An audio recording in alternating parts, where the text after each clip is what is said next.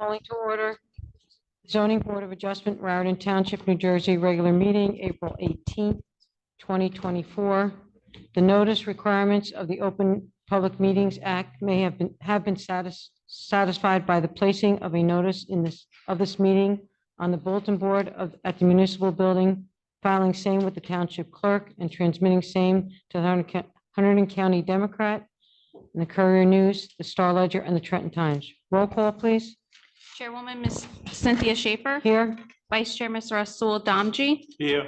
Mr. Steve Farcio has asked to be excused. Mr. Randy Block. Here. Mr. Jim Ferrero has asked to be excused. Ms. Lindsay Cool-Brangel. Here. Ms. Lorette Cretina. Here. Ms. Donna Drews. Here. Mr. James Miller. Here.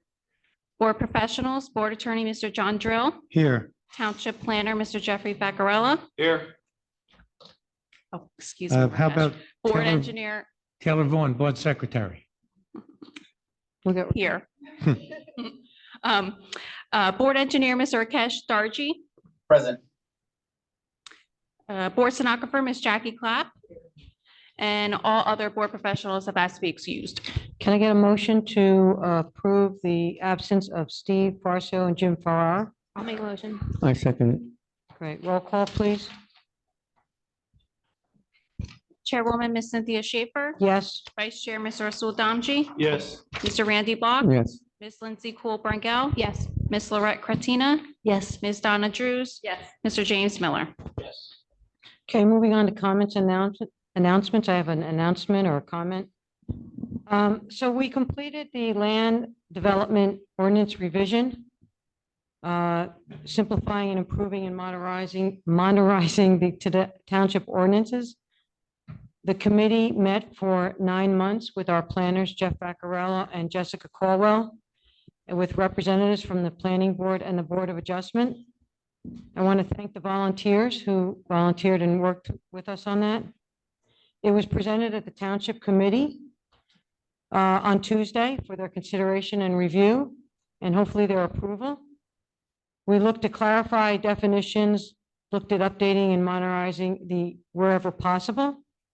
Some examples are stormwater management, small businesses, especially around the in-home businesses, in the residential area, housing types for the aging population as such, and my favorite, corner properties where an application has 2 front properties and needs special variances. Hopefully allowing for the reduction of required variances for relief for our community. Also, we had the opportunity to inform the township of the number of applications we see annually, between 32 and 35, which is approximately 4 times what other townships see. Which other township boards of adjustment see? Correct. All right, moving on to the meeting minutes. We have meeting minutes from March 7th, 2024. Anybody have any changes or additions? Hearing none, can I get a motion to approve? I'll make a motion. I second it. Roll call. Chairwoman, Ms. Cynthia Schaefer. Yes. Vice Chair, Mr. Rasul Damji. Yes. Mr. Randy Block. Yes. Ms. Lindsay Cool-Brangel. Yes. Ms. Lorette Cretina. Yes. Ms. Donna Drews. Yes. Okay, meeting minutes from the Board of Adjustment meeting on March 21st, 2024. Any changes or additions? Hearing none, can I get a motion? So moved. Second. Roll call. Chairwoman, Ms. Cynthia Schaefer. Yes. Vice Chair, Mr. Rasul Damji. Yes. Mr. Randy Block. Yes. Ms. Lorette Cretina. Yes. Ms. Donna Drews. Yes. Okay, moving to the applications for this evening. The first application, BOE case number 07-2023, Catherine Jakowski, Block 77, Lot 5, 268 Old York Road, minor subdivision with a D variance. Would you like me to read the letter? Well, who wrote the letter? Steve Grunberg? Yeah, why doesn't Mr. Grunberg come up and let's have him. Thought that was a test. No, no, no. And why don't we have him read the letter, because I have a feeling some board members may have some questions, because this was rescheduled with either a time extension or a dismissal without prejudice. So let's have Mr. Grunberg read the request first and then see if there's any questions for him. Sure. Dear Taylor, in the, wow, that's bad. I am forwarding this correspondence to the board in connection with the above matter. As the board may recall, this matter was previously scheduled for February 15th, 2024, at which time this office had only recently been retained. The board adjourned the scheduled hearing of this matter to April 18th, 2024. One of the issues that needed to be resolved was the creation of a driveway plan to provide continued access to the neighboring property owner. It is my understanding from my clients that agreement has been secured for that access and the plans are being finalized for resubmittal to the board. Upon resubmission, I will request a professionals meeting with both Mr. Vaccarella, Mr. Drill, and Mr. Bellardo, which I spelled incorrectly, to discuss a potential jurisdictional issue. We hereby request that the hearing on this matter be continued from April 18th, 2024 to a meeting date in June. We hereby extend the time period for the board to act from the previously granted time period through the end of May to the end of July. We will provide new notice of hearing for the new date that you provide. Thank you for your courtesies. Very truly yours, me. Okay, so before the board asks questions, what type of jurisdictional, the application was for minor subdivision with a D variance. So explain this jurisdictional thing that somehow it wouldn't need a D variance. Yeah, and we have revisions to the plan that may make it so that we don't require D variance relief. Can you explain what type of revisions would It eliminate? would be two lots with minimal frontage, but otherwise conforming. So my position would be that there would be two C variances as opposed to any D variance relief. So it wouldn't be a backland lot? Correct. And there'd be a common driveway. Listen, And that's why I want to meet with you and Mr. Bellardo. But until I have a plan that I can say, this is what we want to submit, and it's otherwise conforming with the lot circles and the stormwater issues that were raised before I was even involved so in this what, matter. what would be the problem with just dismissing this thing without prejudice? And when you get your stuff together, if submit a new application, either here, if this board has jurisdiction, or the planning board, if they have jurisdiction. Because if you tell me that it's, that you disagree that we do need D variance relief, then I'd have to start all over again before this board, where it's already pending before this board. Yeah, but the plan is To give you an update, I spoke with our engineer today, who promised me that he would have it no later than Wednesday. So I can get it to you next week. We can schedule a meeting the following week between you, Mr. Bellardo, Jeff, and Eric Rupner, or myself, maybe Beth McManus if need be, and talk about it. We had previously extended the time period for the board to act through the end of May. yeah, so the board may have questions, but it seems to me, from what you're saying, that we're going to need an extension to at least August 31. And if that's what you need, that's what you've got. I mean, we've extended through the end of July because that was the time period that Yeah, I had understand. already extended. I to understand. So why don't, see if the board has any questions. I do have a curiosity question. I think they were here sometime in October and we had a discussion, October 2023, correct? Yes. So the curiosity thing is, what happened in 6 months? Why did it get to this point? I can't tell you what happened from October until February because I wasn't retained until February.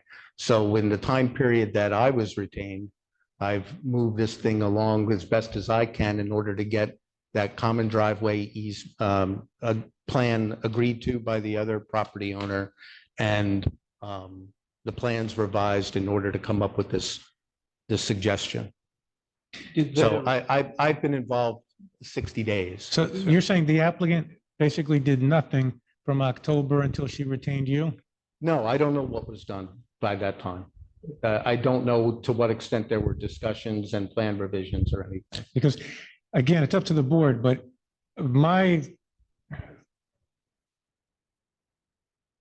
I'm most interested in if this thing is going to be rescheduled, that it not be rescheduled to any particular date because the plans currently on file are not approvable. Right. And that would, the board just get an extension to August 31, they'd have to submit something. They have to renotice in any event. I agree. Yeah, just for closure, Jeff or Taylor, did they approach you for the last? 4 Yeah, months? actually, right. No revisions were. No, provided or I have not. discussions. I have not received any correspondence, except for Steve. I have not received any correspondence about any submissions approaching, in the works, or anything like that. Yeah. Okay, but now that they have a professional, things should move along. Yeah, and again, I spoke with Mr. Roopnarine today, and he promised me to have it by Wednesday. But he promised to have what? Have the plan reflecting the common driveway easement, the relocated lot lines, the relocated lot circles, the stormwater management, in order to be able to show essentially that their only variances that we would require would be C variances for frontage. And hold on. The D variance is because this thing was a backland lot. Is that correct? Correct. So- Initial lots. Right. So explain, even if you had easements for a shared driveway, is there still a subdivision involved? There's a subdivision involved, but it would be two lots that have minimal frontage as opposed to one lot with a Okay, backland lot. Right, but is the house, are the houses going to be next to each other or is the new house going to be behind? They're both going to be essentially flag lots. So instead of a 50-foot, Microphone. so instead of a 50-foot, they're each going to be about 25. Correct. That was the initial proposal that Eric had before it got changed to what was presented in front of the board. Okay, but now I need to come back and talk to you and to the two Johns to show that that's not a backland. Let me ask you lot. this, when the initial proposal for the two 25-foot lots, Each had frontage, but the D variance is because there's already an initial backland lot. right? So, look, you guys can talk to us, but what the initial, that sounds like the initial proposal, which was still a backland lot. So don't be shocked if it's still a backland lot. And listen, when this thing comes in, it's going to be a new application. Is it going to be substantially different than what's now? All the time periods, it's going to be reviewed for completeness. The more Well, wait, Yeah, go ahead. Let me participate a Yeah. little bit. If we have a meeting and you indicate that you don't agree with our legal arguments, then the applicant still has a right to continue with its proposal as it had been. Oh. And if that's the case, then if the board denies, they still have rights with respect to that. that's true. So it's not necessarily Yeah. a true application, and we need to meet to discuss this, is the Okay. point. So what you're saying is it's a possibility, this other proposal, you want to hear from the attorney for the Board of Adjustment and the attorney for the Planning Board, but you might keep the proposal as is, depending on what you hear. Correct. Okay. Yeah. All right. And that's the purpose of having a meeting with both boards. No, I understand that. So again, Issue discussed. I don't have a problem as long as this thing's extended to August 31, as long as it's not scheduled for any hearing until it's settled what they're actually proposing. That's And they do notice. That's fine. Anybody have any objections? Anyone have any other questions also while he's here on this application? Okay. Jeff, you have anything? No question. Okay. So you're extending till August 31, correct? That's correct. And there's no scheduled hearing on this application, That's correct. Okay. and they have to renotice before whatever hearing is established, correct? Correct. All right, and we don't need to vote. And, right, there's no Okay. vote, you don't need to do anything. Okay, moving to the next application, BOA case number 01-2024. Applicant is Doughboys, Inc. Location is block 16.01, lot 60, 164 Highway 31. Applications for a C variance for generator placement within required principal building side yard setback of 20 feet. Guess what? We have a What a letter. coincidence. We have a letter here. Yeah. From Mr. Kroonberg. Yeah, why don't you read that one also? Dear Taylor, I'm writing in response to your email requesting the status of the above application, which is on the agenda for Thursday night's board meeting. On behalf of my client, we are respectfully requesting the application be adjourned without the need for further notice of same, so that my office may complete a review of the material received in response to our OPA request, and then subsequently meet with Township Planner Jeffrey Vaccarella to discuss his review of the application with respect to his concerns of any additional relief that may be needed. In the event that after meeting with Mr. Vaccarella, additional relief is required, we would then renotice the hearing. We extend the time period for the board to act on this application through the end of July 2024. Please let me know if you have any further questions or wish to discuss. Thank you. Very truly yours, me. Okay, so on this one, what documents, what was the Oprah request for, and what did they send you? You will recall at the last public hearing, there were questions regarding what permits or approvals may have been granted previously, either from a zoning permit or building permit in connection with additional improvements outside of the generator that was reflected on the survey. I did do an Oprah request for all of that information, and we're in the process of reviewing Okay, that. so they responded to the Oprah They request, and you did got all the stuff? respond to the Oprah request, and I'm reviewing it, and then I want to sit down with Jeff to Okay. talk about what additional relief we're actually going to be So required. how much time do you think you need? Because this one, we should adjourn it to a date certain, so you don't have to renotice unless you have additional variances. Right, and it might actually, depending upon what we say, it You might take it eliminate, to a right. different board, Right. but Okay, but how much time do you need? I need to go into May, obviously. Okay, Yeah, second meeting in May, maybe. That gives me time to notice. let's see, what do we have on the agenda? Sir, you have the draft of our schedule from May, the May 16th one. You have other applications scheduled. We already have 3 on there, so it's more looking like June, unfortunately. First meeting in June then? No, it'll be June 6th. Okay, so if it's adjourned to June 6th, then I want to get another extension out to August 31, not July 30th. Granted. Okay, so anyone have a problem with this hearing on Doughboys being adjourned to a date certain, which would be June 6th? No, so let's make an announcement. The hearing, first of all, is anyone here in the audience on Doughboys, which is located at 164 Highway 31? No. So the hearing on Doughboys is going to be adjourned to June 6, 2022. No need for further notice, and the applicant. 2024. Huh? You said 2022. Oh, I'm sorry. June 2024. I got 2022 on the brain for some reason.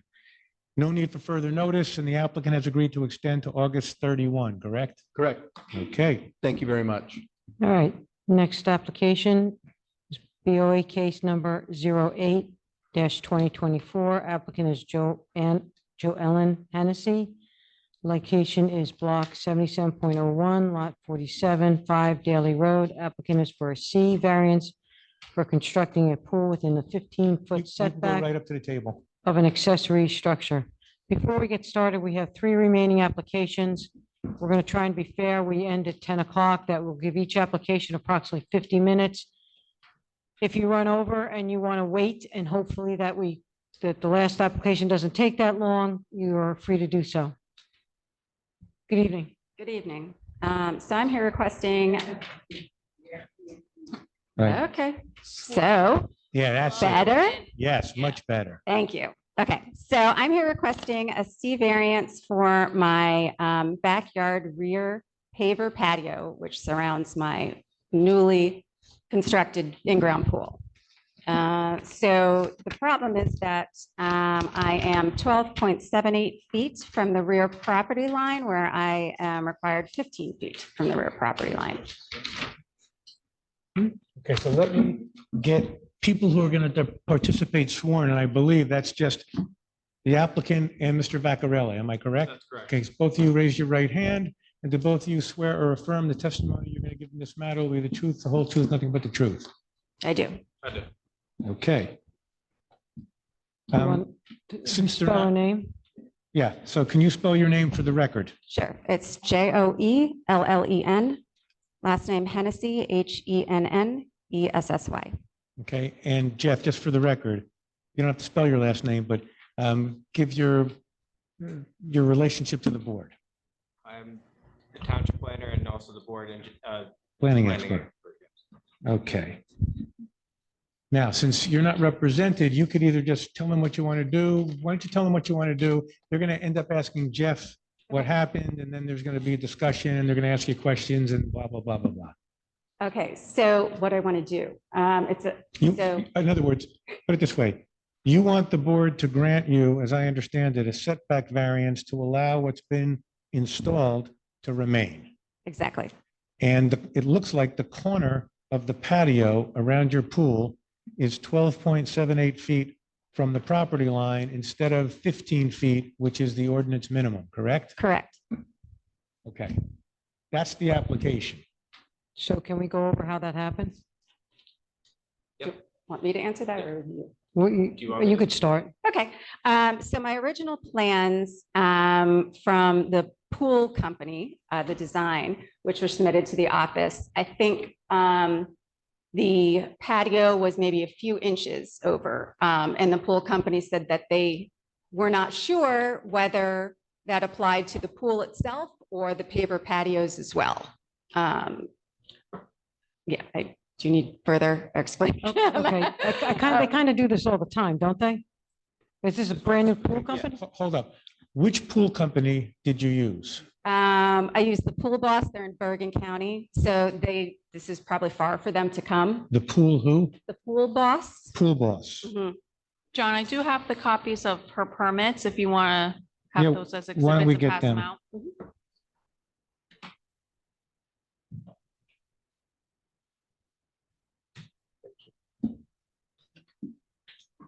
Thank you.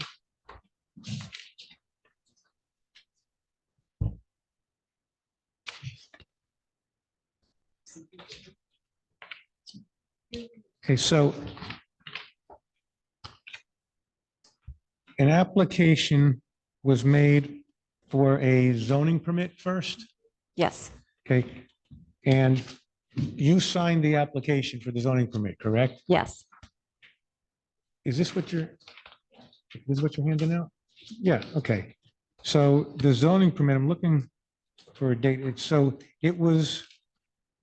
a date in the upper left-hand corner, March 13, 2023. Where you signed, there's no signature, but I assume that you submitted this on March 13, 2023? Looks like it. And did you fill out this thing or did the pool company fill it The out? pool company filled out this part, but I did sign it. Okay, and then there's a plan attached to it. So Jeff, tell me on that plan, because it's very small, what does that plan show? So on that plan, it shows the proposed pool location with the patio and a dimension to the pool itself, not the pool patio. And when I scaled the plan to the patio, it came out to be less than 15 feet.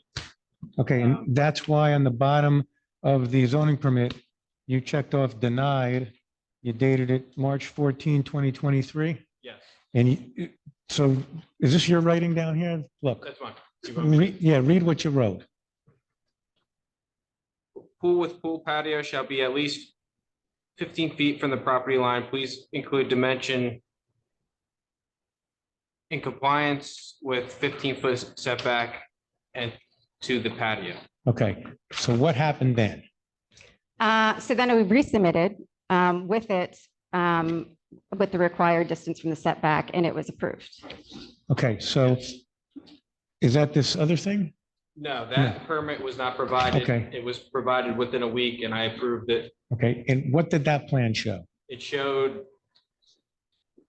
it was by the same engineer, and it showed the same layout, but with the layout, with a setback of 15 feet. To the To patio? the patio, yes. Okay, what happened then? So once the pool was constructed, and the patio construction guy, I guess said to me, this is dangerous because you don't have any walkway and you have small children. So the way that the pool was designed was like modern with this little infinity edge, and so the patio guy said to me, you should have more pathway around the pool so that you don't have a tripping hazard for the kids. And quite honestly, I completely did not even remember that I would be encroaching on the 15 feet. If I said yes to that, you would have thought he would have known that, but he didn't. So, and he works here all the time. So I said yes, and we laid it down and we added, I think, yeah, like 2.5 feet so that there was a walkway. I'm sorry, you're. Okay, so we ended up adding like 2.5 feet, which put us over the 15 feet. And then I didn't realize that I had done that until Jeff called me and said, you're over. And I said, what? So that's why I'm here. That's the case.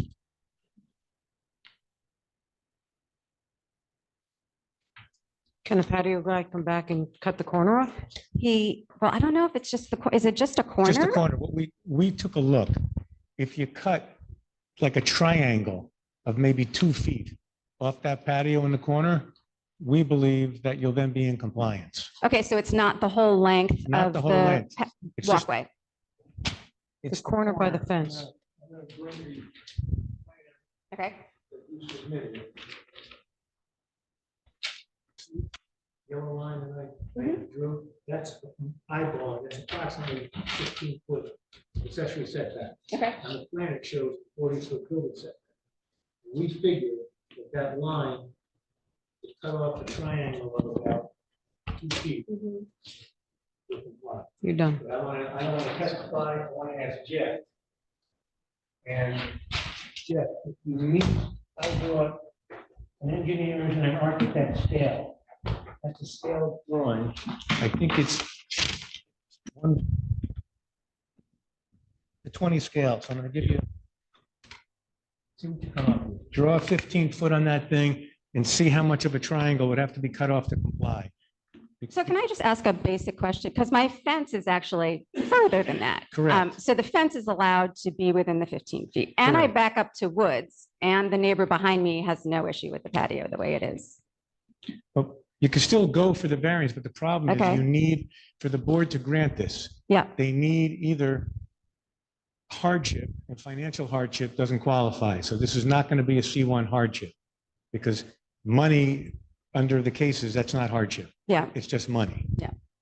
The other type of variance is called a C. So a C1 is a hardship variance. It's called a C2, benefits versus burdens variance. So there needs to be some benefit. Now, if you had to cut it all the way to the pool, you could say the benefit is safety.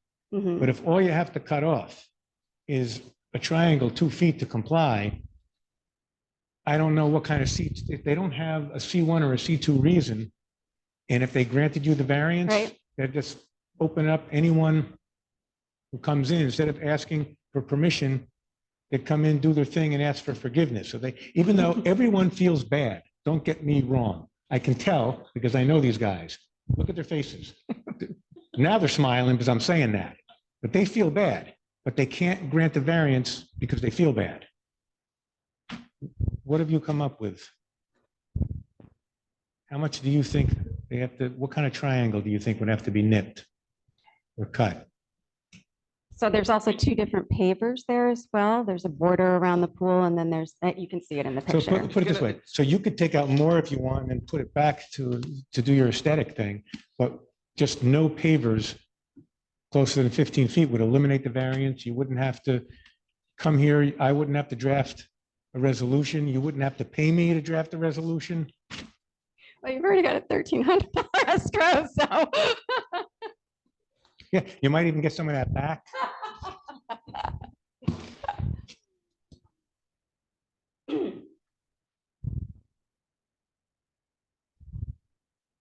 It's about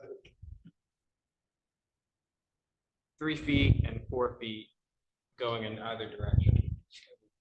Right, but what does that leave her for kids to walk So you around the still have patio? You still have 5 feet from the pool Are you saying that that patio is more than 5 feet wide? Well, at that corner, because on either side, it's 5 feet.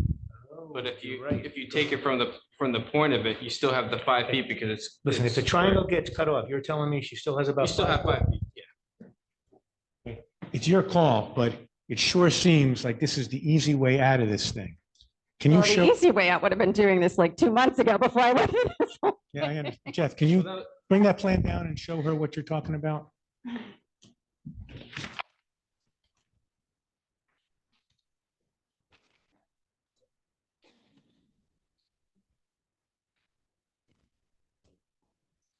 Can I see the pictures? So I.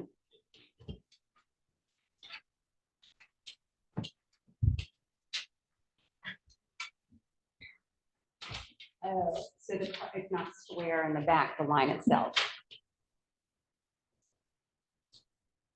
Okay, but see aesthetically, there is a border that I paid for that goes around the edge of it. So I understand. that's, So you're gonna redo, so instead of just having the 2 foot, you could have more of that taken out and then have whatever put back, with the border back. with the border Border back.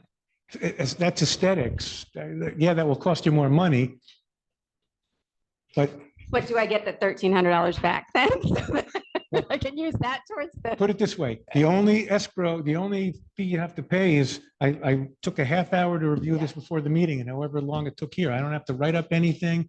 It's 7:30, you can go home. And then what, I need another as-built survey to then because that was also. Correct. It's cost me, Right, but- hundreds of dollars afterwards to do the multiple surveys. Right, but that's why they ask for as-built surveys. Right. To confirm. But then I also had to go back to the survey company and pay another $300 for some other table that we needed and, But so put it this way. it's multiple, it's like 3 surveys. How do, There's nothing else I can say. Yeah, we're really concerned about setting the precedents back because it just Okay, because opens to up. me, it doesn't seem like this is, Yeah, but we need to protect. we need to inconveniencing anybody. protect The entire neighborhood, right? That's our role. right? Yeah, so really apologize for this, but you see the guy behind you, I'm just joking. He's Mhm. probably making notes and he'll come up with 10 other requests tomorrow. Mhm. But the other thing too is you submitted plans. The other thing is you submitted plans that showed no sidewalk behind the back edge of the pool. Right. And affirmed that that's what you were going to build. And, it looks like from your design, your stairs are there. And so, it just, we have to make sure compliance with our regulations. And I think actually if your sidewalk guy does this all the time, he should know better. And No, he no, should but just- what she's saying is she got a Bergen County pool company. Well, no, that wasn't your paver guy, That right? was not my paper guy. I don't No, know paper why. guy's here. My paper guy's here. Yeah, The paver guy was from here? yeah, Hartman Landscaping. Whoa. Mark Hartman? Yeah, I think so. He also does, I would talk to them about I would talk to them about trying to, because fixing I it. can tell you that he knows. Okay, maybe you get some money back, maybe they'll do it for free. You're gonna have to ask him and tell him that by him doing this, no, he knows that. I've already complained about it, but I didn't understand that it was a corner. I thought it was more of the, if I understood it was a corner, I probably would not have done this whole thing for the last like 2 months. Obviously, I don't have an attorney, so the amount of paperwork and the amount of time I had to do to submit this was extensive. I'm a single parent. Yep. So it has been significant on my part to even apply for this. Yeah. After, Yeah. a year and a half of building the pool itself, which was, no treat either. So had I known it was just the corner, I may not have done this, but I was thinking that it was a safety thing. situation to go down to, 6 inches of border because of the 2 kids that are going to be running around Yeah. there. So I think the communication probably could have been better on my part, sure, with my patio guy, but also I didn't realize that's all that needed to be cut down. Yeah, but what I'm suggesting is talk to the patio guy because you might get that corner cut for free. I will get the redone. corner cut for free, yes. And redone with your nice border. and they were just going to give me the last 2 months of time and time from work I took off to do this. I back. understand, but it, the patio guy knew or should have known, in my opinion. I can't say. for I sure. agree, but now Right. I'm in the situation I'm in because he didn't know and I was Well- not paying Right. close enough attention, but I don't buy he didn't know. Okay, but whatever. So so but you think he was just trying to make a few more bucks from a larger I'm not patio? saying, I'm not saying anything. I'll The- say it. the- You think that's the case? You should know better. I know It's you fi- should know it's- better, but I you- mean, The border is 5 feet wide, right? Your patio patio. is 5 feet wide, Yes, correct. probably, yeah. okay? We measured it. Yeah, that's significant. Usually it's an apron is what, 3 feet? Jeff, what's your experience with pools? It's less than 5 Yeah, feet. because I had the same deal, 3 feet, oh, I went 5 feet. Okay, well, that's great, looks great. I- we're limited in what we can do, and believe me, the frustration is, I understand. You're not the first pool patio case that the Right. board has heard in the last 4 years. Right. Okay, put it that way. Yeah. And this, unfortunately, it doesn't happen most of the time, but it happens more times than it should. And our frustration is, we can't help you. And the same thing is, we spent time looking at your application, Sure. looking at it. So, Sure. so it's a frustration on all parts. And believe me, I wish I could say, yeah, this, we do empathize with you, but I Let's, don't, Jeff, where's the thing where you did the cut the corner? Let's make that exhibit, board Up to you. exhibit 1, B1. And why don't you scan that and email it to the applicant tomorrow? She could bring that, again, I'm assuming that you're going to want to do this. If you don't, you can still proceed on tonight with the variance. well, that doesn't seem to make any sense since you're telling me you're not going to grant it. She said that that doesn't seem like it makes a lot of sense because it doesn't seem like to her the board's going to grant it. Well, we don't have jurisdiction to grant. Well, it. no. You have jurisdiction. Excuse me. You need a legal reason Correct. to grant it. You can't Correct. just There's no grant it legal because you feel reason for bad. us to You grant it. can't grant it to cure a mistake. There's cases that say they can't just grant the variance to cure a mistake. This is, look, this is a mistake. It's This is- totally a mistake. Yeah. Yes, completely. However, I was under the impression it was not really as big of an issue as it seems to be right now and was not likely to be denied. So you're surprising me right now. Otherwise, I wouldn't have done all of this. Just for the record, I did not say that this was going to be approved. No, you did not say that. You got to but- speak up there, I did Jeff. not say that this was going to be approved, and in fact, when I denied this foundation location, there was a distinct conversation of whether or not you were going to remove some of the Yes. patio, and you said that that was going to be expensive, so then you wanted to go in front of the board. So Well, this has turned out to be just as expensive, if not more expensive. So at some point, at that point, I decided it was more of a safety situation that I was willing to spend the money on to do this, because that was cheaper. Okay, so B1 is going to be the pool as-built survey marked up by Jeff Vaccarella. Can I see B1? B1. B1 is in board 1. It's not an applicant exhibit. That would be A1. This is B1. Oh. If there was an objector, it would be O1.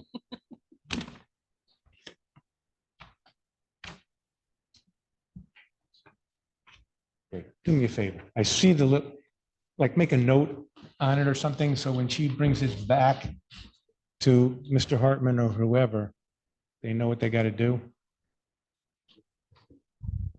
Cut the corner of patio so that no portion of the patio is closer than 15 feet to the property line. I think I'm going to need exact Oh, you're gonna- inches. Yeah, No, he's not going to tell you how many inches you have to cut off. He's going to mark up this plan to show cutting the corner and telling it, that's going to be between you and your contractor. You guys, you can't put that on him on this, scaled plan to tell you how much you got to cut off.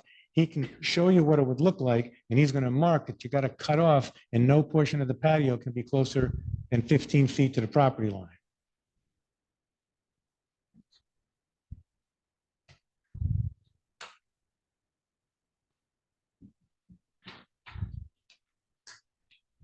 No, Jeff, you did not tell me it was going to be approved, but you told me you did not see this being a problem.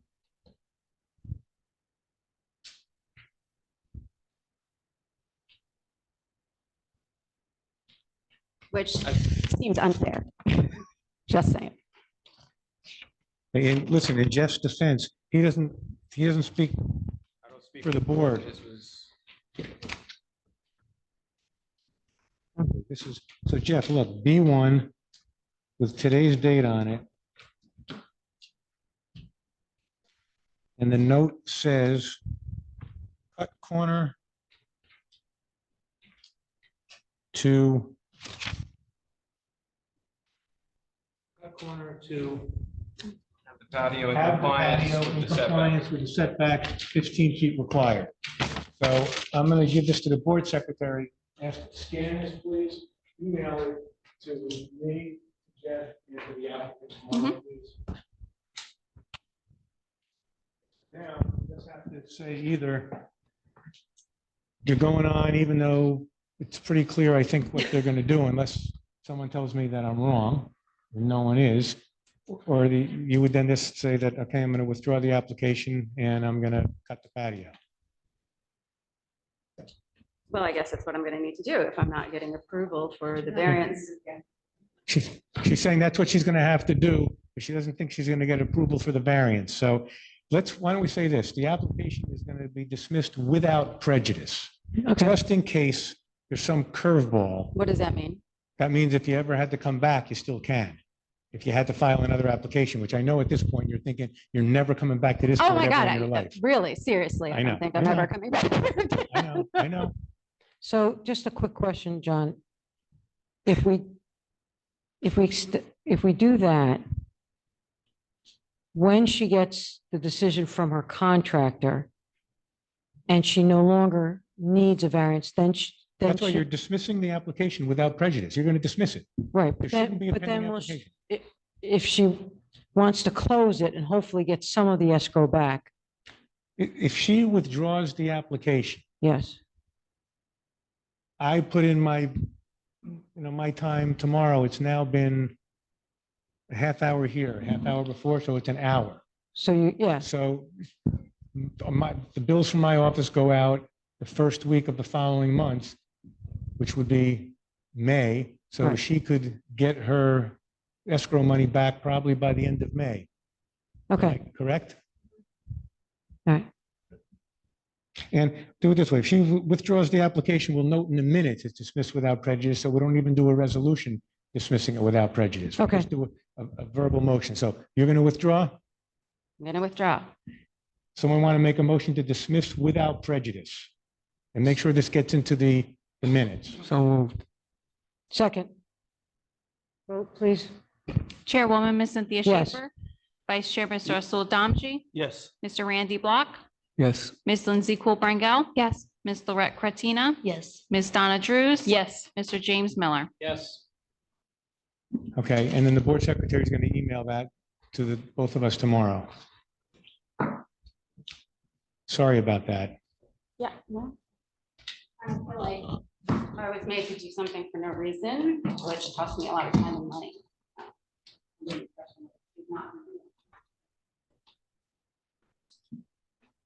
All right, next application, BOA case number 11-2024, applicant Sumesh Kalaparkar, apologies. Location block 44.02, lot 26, 24 Tiffany Drive. Application is C variance for primary structure setback and exceeding the permitted impervious coverage. Why don't you guys just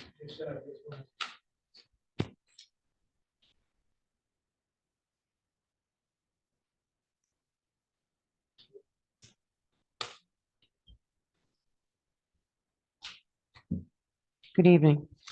Good evening, Stephen Grunberg on behalf of the applicant and Sumesh Kalapurakal.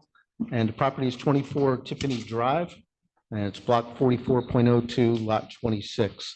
The applicant had received prior approval for a building addition to allow for an impervious coverage variance.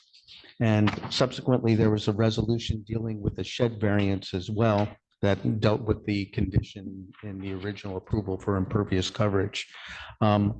During the construction phase, Mr., I'm going to say Sumesh because I can't keep saying Kalapurakal, if that's okay. It had been determined that I'm going to let him testify as to the specifics of what happened during the construction, but during the planning phase, it was noted that utility easements and or utility lines required a reconfiguration of the floor plan.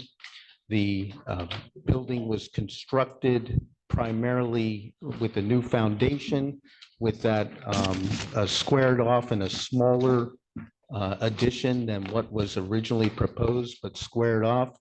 And then when the framing had been being performed, Mr. Vaccarella noted that he had been informed that we were encroaching in the side yard from where the building had been pretty much constructed already, and that might trigger an impervious coverage variance. They put a stop work order. Ms. Sumesh has been working with Mr. Vaccarella, stop work. They allowed certain things to continue to be able to preserve the structure so that there was no further damage to it from the elements, and allowed certain things to take place.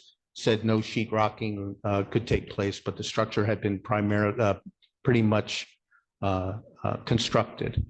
So tonight I have Sumesh here to testify and Wayne Ingram to testify, both as the engineer and planner, as to the reasons why we're entitled to the variance relief. One thing that we noted was that the generator for a side yard variance would be required for the generator. We're withdrawing that right off the top.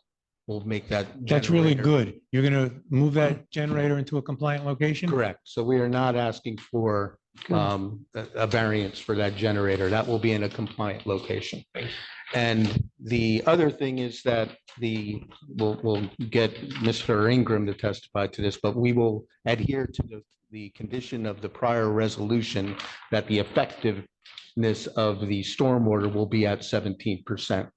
So that's the benefit of this deviation and the better plan due to the hardship of the problems with the construction that entitled this board to grant relief, because we are maintaining that 17% or will maintain that 17% as opposed to 20%. I provided proof of service and publication of the notice of hearing and asked that the jurisdiction be confirmed. You reviewed the certifieds? Correct. Yeah. Everything is set. Yeah, and the form of notice is acceptable, especially now that you're moving that generator. As well as stormwater, that's important too. Yeah, Excuse me? he's saying, I'm glad you guys are adhering to both requirements, the Yep. generator as well as the stormwater. And that's why I put it right up there in the front. yeah, Can we get Okay. everyone sworn in? yep. So now we also have the board's engineering expert, Rakesh Darji, who's up there on Zoom. Can everyone who's going to be a witness, including Sumesh, raise your right hand? Does everyone swear or, Rakesh, get your hand up there. Does everyone swear or affirm that the There's a testimony delay, you're going to give just so we this- know. the testimony you're going to give in this matter will be the truth, whole truth, nothing but the truth? I do. Okay. Okay, so there's a slight delay, obviously, with Rakesh. So when he speaks, it's going to be a couple seconds after when you hear him. But we now have our 4 witnesses sworn in. So do you mind if I also refer to Sumesh by your first name, Sumesh? Okay, so Sumesh is the applicant. Mr. Ingram is your planning expert and your engineering expert. Correct. And Jeff is the board's planning expert, and Rakesh Darji is the board's engineering expert.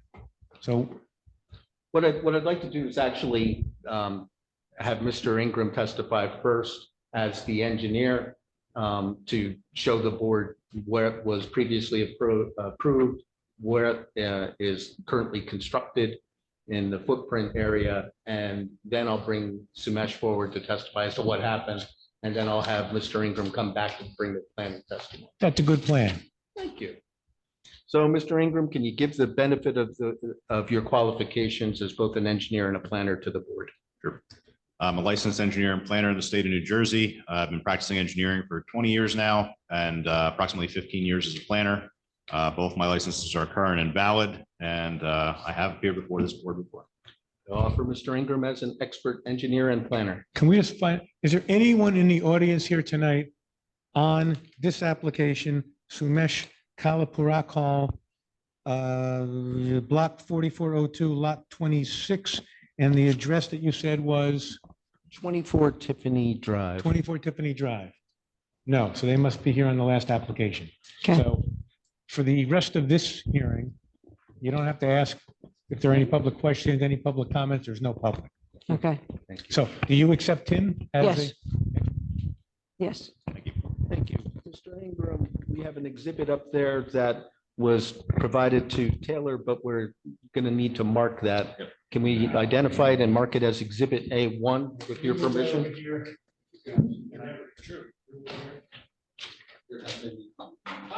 Excuse me, and I also have it for online too, just for you, Rakesh. Thank you.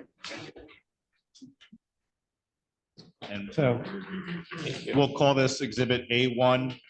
It's the as-built survey with the revision date of April 12th, 2024. okay, and Mr. Gruenberg is handing out 11 by 17 copies of A1 for all board members to have. And essentially, the only thing that changed from what was submitted originally as the as-built to this one, we highlighted in blue what was the approved addition, and then we just added some more detail to the approvals of coverage and things like that, just for comparison's sake. It's like a blue line. You see it? Yeah. Very fine pink blue line. Yeah, I see it. Oh, It's right here. Yeah. Everybody see that? You need to be pointed out. No, it's gray on his. This thing here. Sorry, it was done in very short order.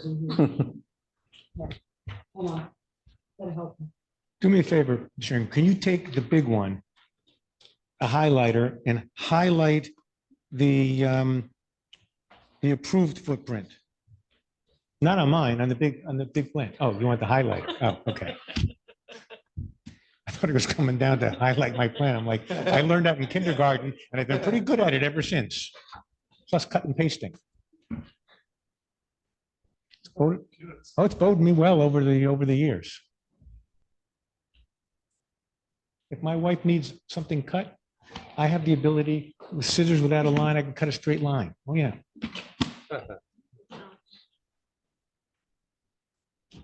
All right, and can you take that exhibit and can you put it up here? There's no one in the public. Can you put it right between these tables, right close to them so they can see? If you're gonna point to it, you can always grab that microphone and take it off the stand. Yeah, And that one too.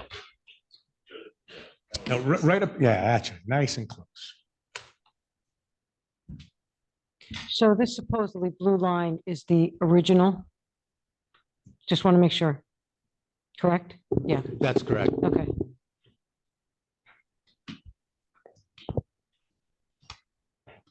So what you're showing is that what was originally approved had a larger footprint than what was constructed? Is that what you're saying? The footprints are rather similar. And just to describe the change, I mean, basically what you could see happened and what the applicant will describe is the addition was essentially shifted backwards in the lot. And it got squared off in the front rather than coming in a little bit on each side. And again, mainly just shifted to the rear. And what that did was it created this corner of both the addition and the deck that encroaches into the side yard. Right, but that corner was originally created so you wouldn't need a setback variance. That is correct. The notch was created so you wouldn't need a setback variance. Correct. And they kept that notch in the rear portion. It was the front portion that got squared off. Right, but again, the notch was there in the front originally, Yes, so you to would, keep the setback. Right. correct. Yes. So again, at this point, I'm just going to describe for you that change. Essentially, again, there was the shift to the west. Excuse me, when you explain, are you gonna give us technical reasons why that was done? When I get to the planning argument, I will, yes. And the applicant will describe the history of what occurred and why, and you know, how this happened in the Thank first you. place. Yeah. Yeah, I wanted everybody to be able to see what we're talking Yeah, about. very before we good. even talked about it. Yes.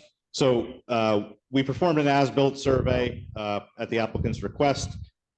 We found the closest corner of the addition to be at 12.17 feet. And then you see, we also notated the generator pad at 10.39 feet. And essentially what we're going to do is move that east.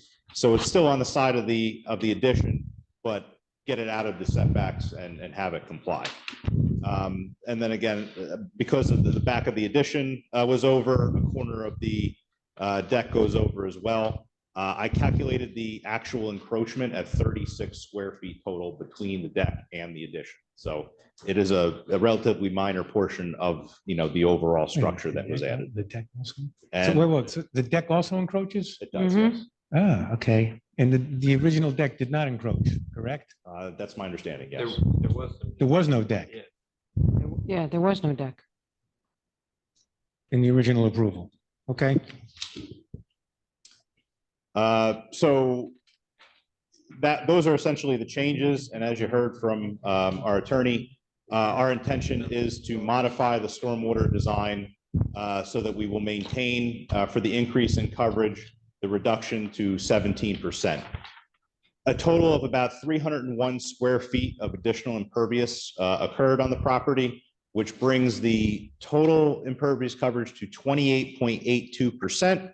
Where 27.92% was approved. So again, a slightly higher increase to that coverage.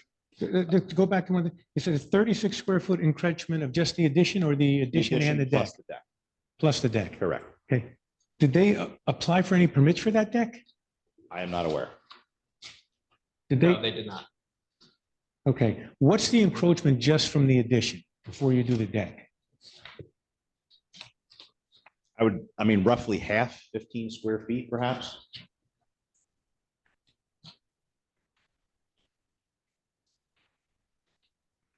Okay. So again, we have a 301 square foot increase in the impervious coverage from what was approved.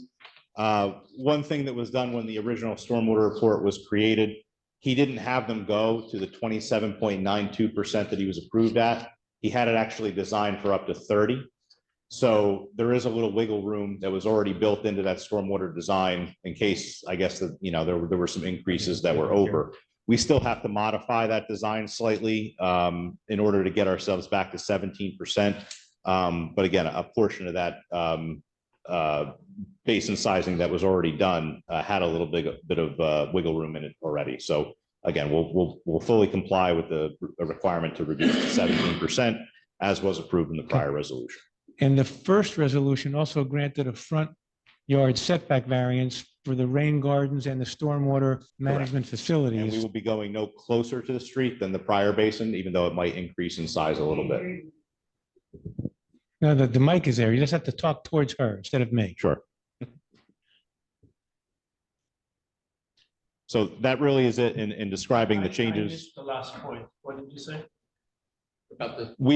The basin may have to change and increase in size a little bit to get back down to 17%, but it's not going to encroach any further forward than what was previously approved. We have a little bit of room at the rear of the basin to expand it to make that up the difference in that minor increase. Again, do the plans reflect where the stormwater is? No, going? this I is don't an see as-built anything. survey, so Okay. this is what is built today. Okay. They have not constructed the stormwater basin yet. That's kind of like the last piece of what they have to do, but it's for the best because now we have to modify it anyway. So at this point, that's still relying on the original design from the variance plan. The original plan actually called for a concrete pad with a deck above it. Is that correct? That's my understanding, yes. And now this has a foundation? Does it have a concrete pad or is there Is there a crawl space under it? Is there a basement under it? How is it constructed? Why don't we hold those questions for the applicant? Okay. That's really all I have in terms of the engineering to describe to you where we're at. And again, I'll, probably be best if I take questions after the rest of the testimony. Wayne, you're blah, blah, blah. No, the mic is fine. It's an inch from my face, John. I can't. No, you're No, you mumbling. have to turn towards You gotta Jackie. turn towards Jackie, just don't mumble. That's all I have with regard to the engineering testimony, and I'll be available once I do the planning testimony to answer any further questions. I guess I have a question for Jeff.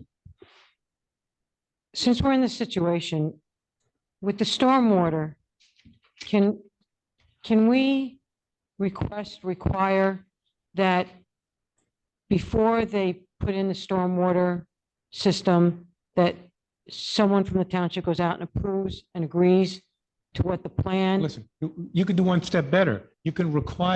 Sometimes you require a stakeout with pins and string, right? You can requ- I'm just to the point where I'm not even sure if You- you did stakes and pins, it would be, No, but if you put stakes and pins and then have them verify, rather than have him go out and say, him measure, Mhm. have them survey it, stake it, put the strings up, then have him verify. Are you referring to the basin construction? Yes, the basin, she's saying I that. mean, we had a requirement in the original approval to perform an as-built survey, and we also did it here. I think that, in my opinion, that's still going to be a Well, wait. valid requirement. So Yeah, I we would understand. have to provide an as-built survey to prove to Yeah. you at conclusion get that it. it was fully the size that it Right, needs to but Wayne, be. listen, the case before, they did an as-built survey, they found out they violated. Here, you had to do an as-built survey, we find out that you violated. He didn't build it in accordance with the plan, he stuck a deck on too. What they're saying is, before you put the basins in the front, they now want to say, look, we don't want to wait anymore. We don't want all these people coming back with these, ask for forgiveness variances instead of approvals. So stake it in the beginning so the contractor sees where to put the thing. If you're asking me, can you legally do that? I say absolutely yes. I'd say you certainly can. I just honestly don't know that it would make a difference, because when we give you an as-built, it has to meet the setbacks. Well, if they ended up being half a foot forward, they have to modify the basin to make it the right size anyway. So to Wayne, stake Wayne, it, they're going to knock the stakes out, they're going to cut down. It's No, going to be okay, a hold mess. it. You could put stakes 10 feet off so you don't have to put a stake right where the thing is. You know that. You can put the stake 5 feet back, 10 feet back, so that someone could take a tape measure and measure off it. If the board wants that. You're talking about a 40-foot area that they primarily have to fill with basins. They're going to knock it all out. I'm just saying, I think the as-built makes absolute sense. Make sure it's the size that was approved. I mean, a stakeout, I don't know that it's going to make much of a difference, but we could. I understand. It's just getting challenging I- to review all these applications and have Yeah. people come back again and again. And it looks like we're being not accepting, and yet we're supposed to represent the township and the ordinances. If there's a request for the stakeout as the condition of approval, we're willing to. Just so you know, it makes the board look bad. When you guys come back in for these after the fact approvals, what do you think the first applicant, Again, the we're first willing to applicant do the probably thinks the stakeout. board and me personally are awful. We're willing to do the stakeout. Yeah, Donna, do you have something to say? Yeah, questions. Had previously, before the violations and the stop work order were issued, had the stormwater management design and plan been submitted as required in the resolution? The previous stormwater report was approved, and that's presumably how they were given permission to start construction in the Okay. first place. All right, we just didn't get that information, so I just was asking for clarification. Anything else for Mr. Ingram at this point? You'll be hearing a lot more, trust me. Okay. And we don't have to open up to the public. So- There is no public, right? So, Sumesh, why don't we talk about what happened here? What was your original proposal for this addition? Hello, everyone. Can you hear me? Nice and No. loud. You're gonna have to talk real loud. Oh, real loud. Okay, sure. I've been coming to this board. This is the fourth or fifth time actually. So I love to be coming to the board and asking for this kind of things. This project actually started in 2021 and I applied for a variance and I comply with whatever the township required. And also for the shed approval. So thank you for approving that. And so I started the construction work in 2023, actually. That's when the excavation team was on the ground when they started digging. They saw the gas pipe and the electric lines are coming in with the flags already being marked. And So where was that located? it's in the front of the new construction. So hold on. We've got the exhibit mark. Yeah, I can come. I don't want you to mark it. I want you to tell us where is gas line over there? I want this to be gas line. Know that it's right. Put a note on that.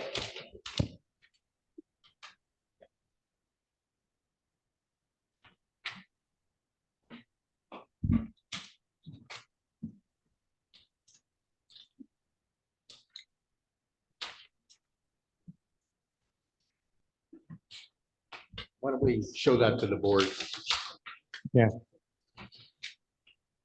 Mr. Ingram, are you showing the board the gas line? Correct. Thank you. Thank you. How do we show Rakesh? I can take a picture and I can send it to him. Excellent. Thank you. You're welcome. So, Hold it. Finish. We want to be shown also before Rakesh gets the picture. okay. I'll wait. Yeah. Whoa, wait. Everybody get it before Rakesh. Everybody get it before Rakesh. This is the last time I'm doing this. I'm just gonna come in person. Gas lines? Okay, make sure you see that. Okay, just take a picture of it, Wayne. And clarify, it's gas and electric. That's why there are two lines shown on the drawing? Oh, Is that why there's two lines on the drawing, Mr. Ingram? Yes, you can see on the as-built survey, there are two meters on the side of the house. So what happened when they located the gas and the electric line? Yeah, so the original plan was, if you look at it, it is projecting out and then taking a shape actually. So it was not clear rectangle. So they recommended to push it back and have a rectangle. So right now the foundation is completely a rectangle actually.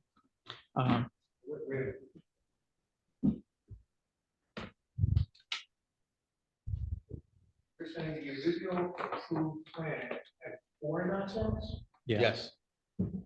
So because I understand you want to push the condition back. Yeah. You don't understand why you want to eliminate the notches. Because the basement can come out actually, that may be interfering with the gas line. That's why they flattened it actually. Can I come? understand you pushing it back. I don't understand why you would have to eliminate the notches. That's loud. Okay, don't play loud. Yeah. Projection. You can see the little bit of a projection coming out, right? Instead of moving that and then it will cut here, the entry point cannot be made from the house. That's why it was a rectangle shape actually. So it's flattened in the front of the house, correct? I understand. Okay, now I understand why you eliminated the notch out where it attaches to the house. Yeah. Why did you eliminate the notch outs on the perimeter side of the addition? Because this, I have a lot of room here. I could have had the notch, but Why did you eliminate the notch in the front, which would have kept you out of the side yard? yeah, We don't know whether it would have. Well, you don't know what, you just said that it would have kept you out of the side yard. I need to clarify, I don't know if that would have been the He case. could say, I don't know. You can't answer the questions. He's the witness. Why did you eliminate the notch at the portion of the addition closest to the side yard setback line? there is no notch in the back also. It is flat. Why? On the plan, it showed a notch there. Why did you get rid of it? Because, Aesthetics?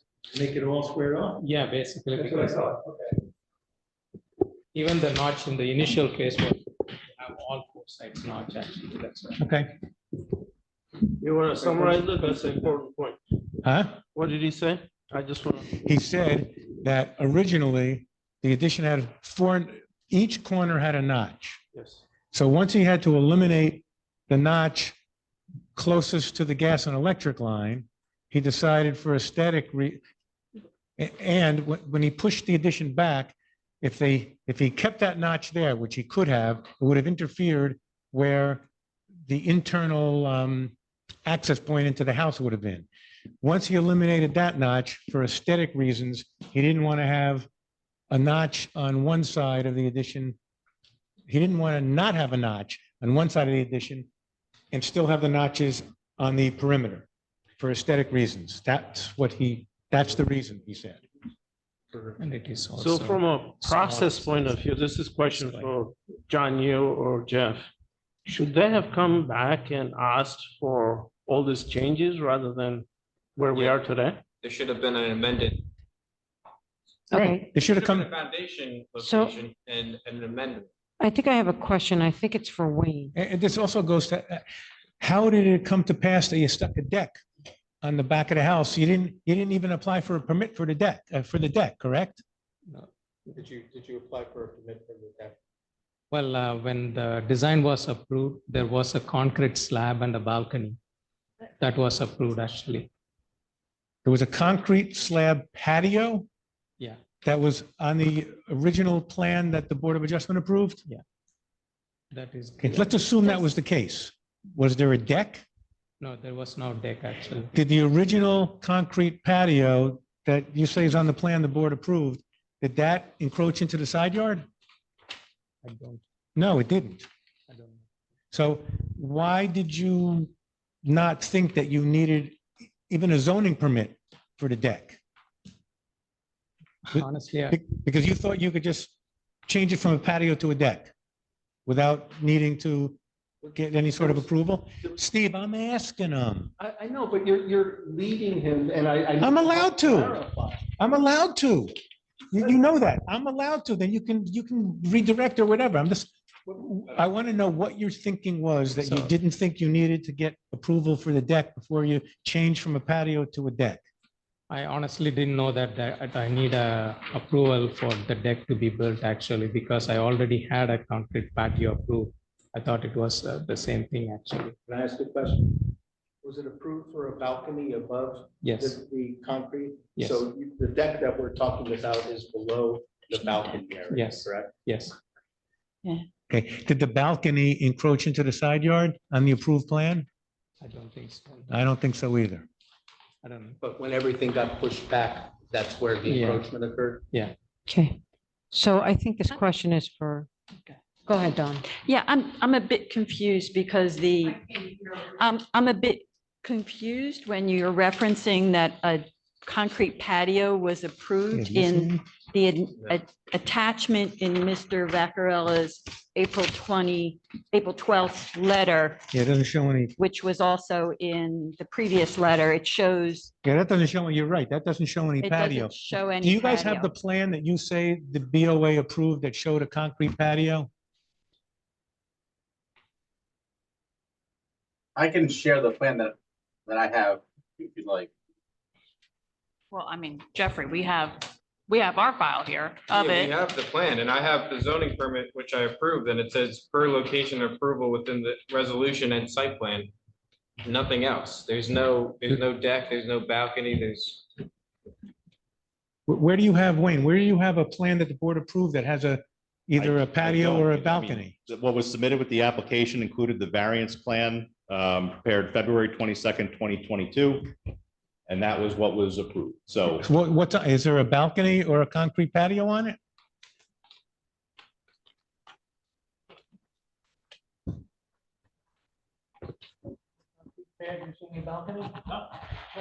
I don't either. So why do you think the board approved a concrete patio and a balcony? So I can show what I have. Is this the architect which wrote at that time? This is submitted along. You need a microphone. That's That was never, what you're showing us was never submitted to the board. Did you submit that? Yes, it was submitted To by the the. board or to No, no, the to township? the township, actually. Yeah, it's not stable. For the zoning. because this, along with the engineering report and everything was submitted. Well, did you submit any additional documents to construction and not to zoning? In other words, did you submit that Yes, architectural rendering to the construction department? I don't know whether it's a construction department or Well, zoning. It You're, was, you're the zoning officer, correct? Yes, Did he submit that to you? I don't remember that. Can you look in the file? Can I see what that is, please? Yeah, can you show that to the board secretary? No, me.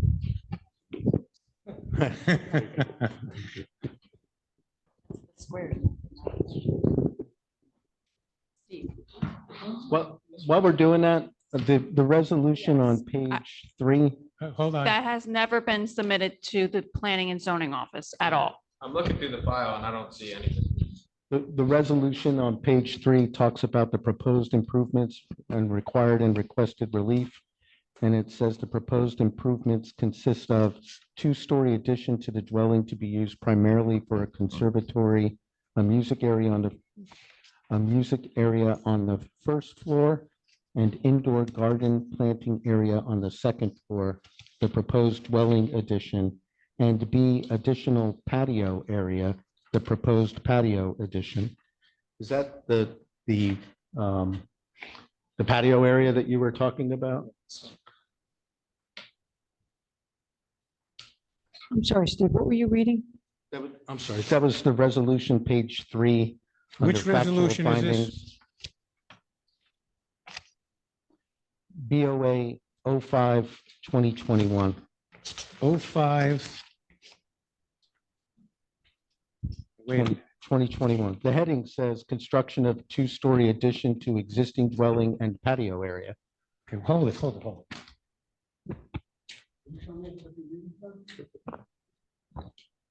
2021-19. Okay, and where are you reading from? That might be the heading. Where's the relief that was granted? Proposed improvements and required and requested relief. Page 3.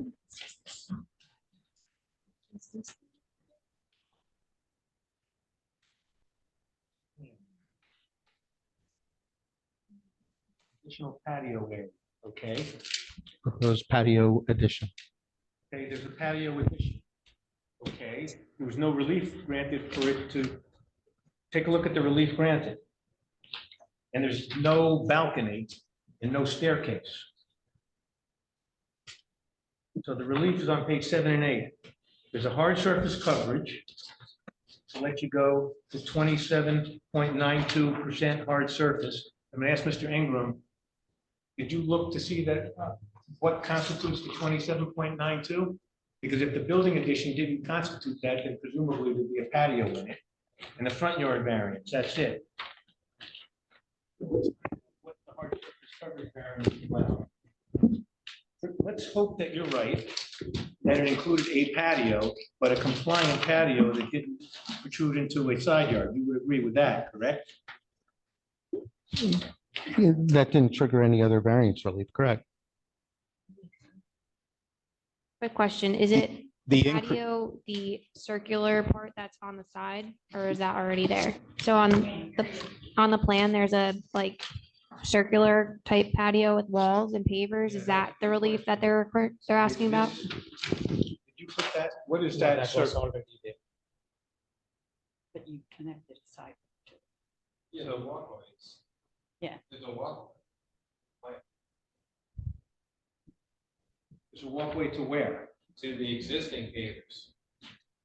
I can tell you that the difference between before we started any construction and what was approved includes a 2-story frame dwelling addition of approximately 590 square feet and an increase in pavers, which says walkway and patio of 124 feet. So now, Mr. Ingram, come over here. We're looking at the plan. It looks like, maybe it was a bad description, but it looks like that.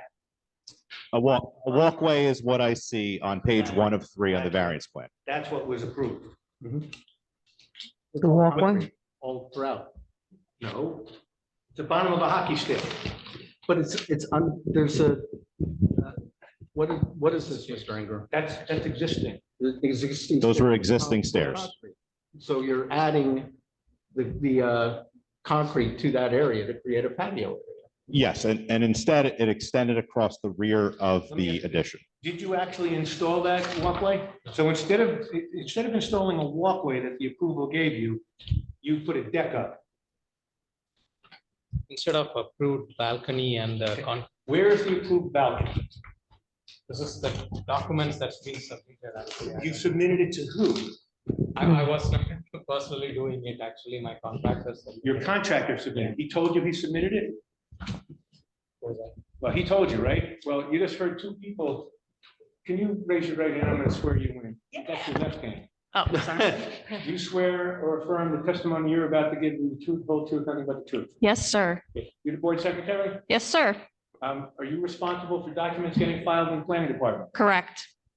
The applicant showed you a picture of, can you show me that picture again?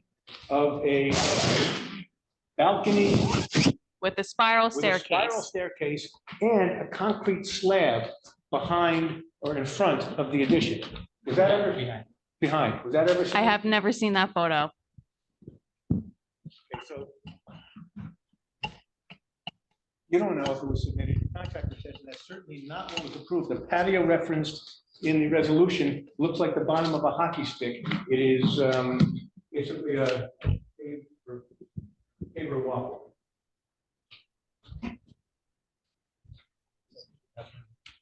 Steve, Mr. I'm trying to get the facts straight before the board gets asked to grant any relief.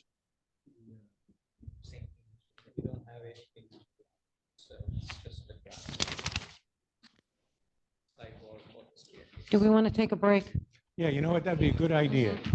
Okay, let's take a break. It's day 22. We'll come back at a couple minutes before 8:30, about 8:28. We have 10 minutes. You have 2 minutes. Because what we would like to do is continue the matter so that we can do an open request and get the information that obviously the board wants to have. Okay, I do have one question that I think we want to cover before. Okay. Somewhere it was stated that the addition, the change is less square footage. And, okay, so Yeah, go ahead. No, that's incorrect. The exhibit that we have here shows, I think that there's 100. Show the chart. The top line of the impervious coverage calculation shows you, we'll just start at the beginning. So before any work was done, right, the house was 3,256 square feet.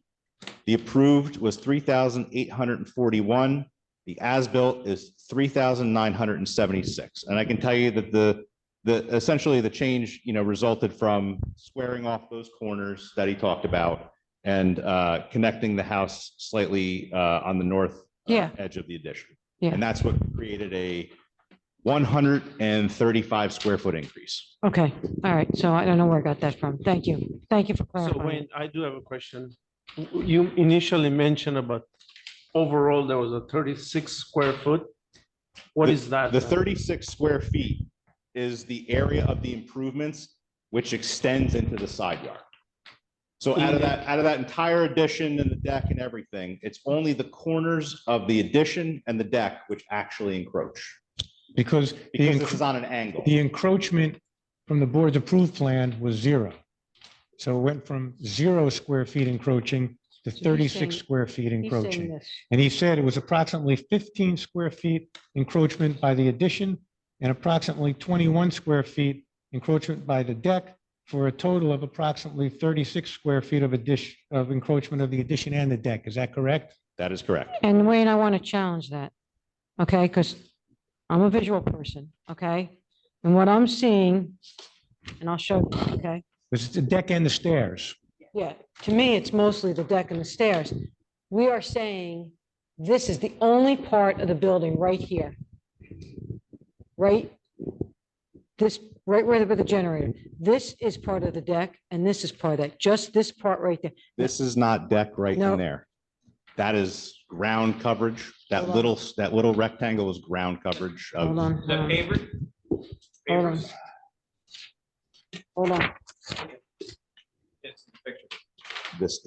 this piece down here is shown as impervious, but it's not. But Right, so we're saying, okay. It's in the back picture, over it's here.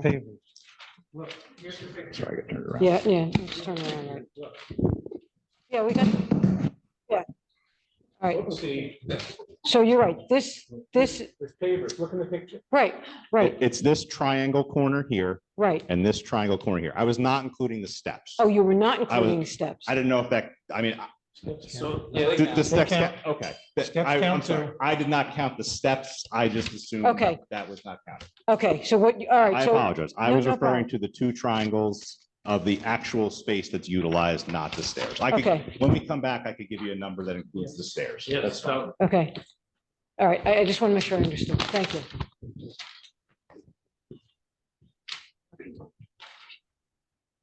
Okay, so, We got to pick a date. we got to pick a date. So first of all, if you're going to get an Oprah request, the custodian of records has 7 days to respond to. When do you think you're going to get your Oprah request out? Within the week. Well, Okay, so let's say if he gets it out next week, the Oprah request gets to respond the following week. So now we're 2 weeks out.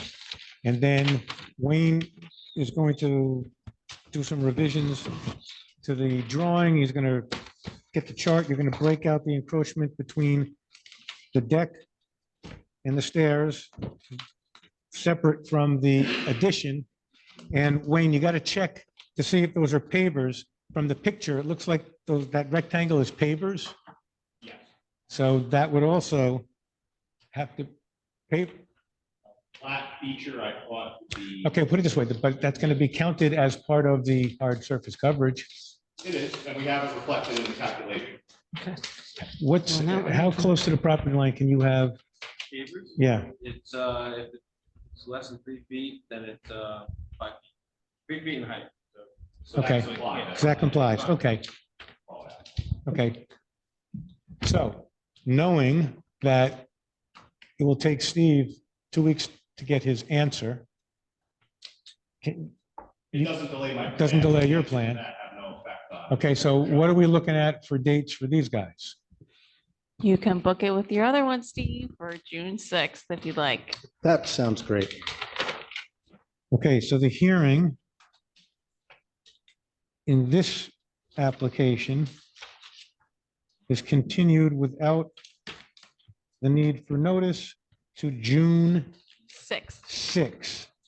And what is the time to decide this one? I believe it's on the red wall. Can you, can you look at the red well and give me when the board has to decide this application? July 6th, yeah, July 6th, 2024. So let's move this one also out to August 31, extend. Okay, we can do that. Our approval, our original approval expires in May. Yeah, correct. Listen, the bottom line is this. If you get a new approval, you're going to get new dates. You're not going to get the same dates. Maybe you're going to get 6 months. So if you get an approval, you won't need an extension. If you don't get an approval, you need an extension. So don't ask for the extension tonight. Ask for the extension when you're here on June 6th. Can't just get an extension to the end of the time period that we're extending. the Why? time Because period for the board you're to- not, how can they extend you if you're not in compliance? They're going to extend you to get what? We'd still have technically, I guess, the ability to get into. You- Steve, I'm not- The only way you could get into compliance is if you Yeah, cut part of the addition off. right. You're not doing that. So my suggestion is, don't waste your time dealing with an extension request unless he's willing to say, yeah, they're going to cut a corner of your addition off, which No, are no, no, obviously no. not. No. So it would be an extension for nothing. All right. So, no appro- Yeah, so again, hearing in this application is continued without notice, not out further notice to June 6th, and they've extended to August 31. okay, thank you. Next up, Thank you. next application, VOA case number 02-2024. Applicant is Kupal Majmudar. Location is block 72.24, lot 9, 8 Hastings Lane. Application for a C variance for exceeding Tell them that, right? the permitted square footage and height of an accessory structure.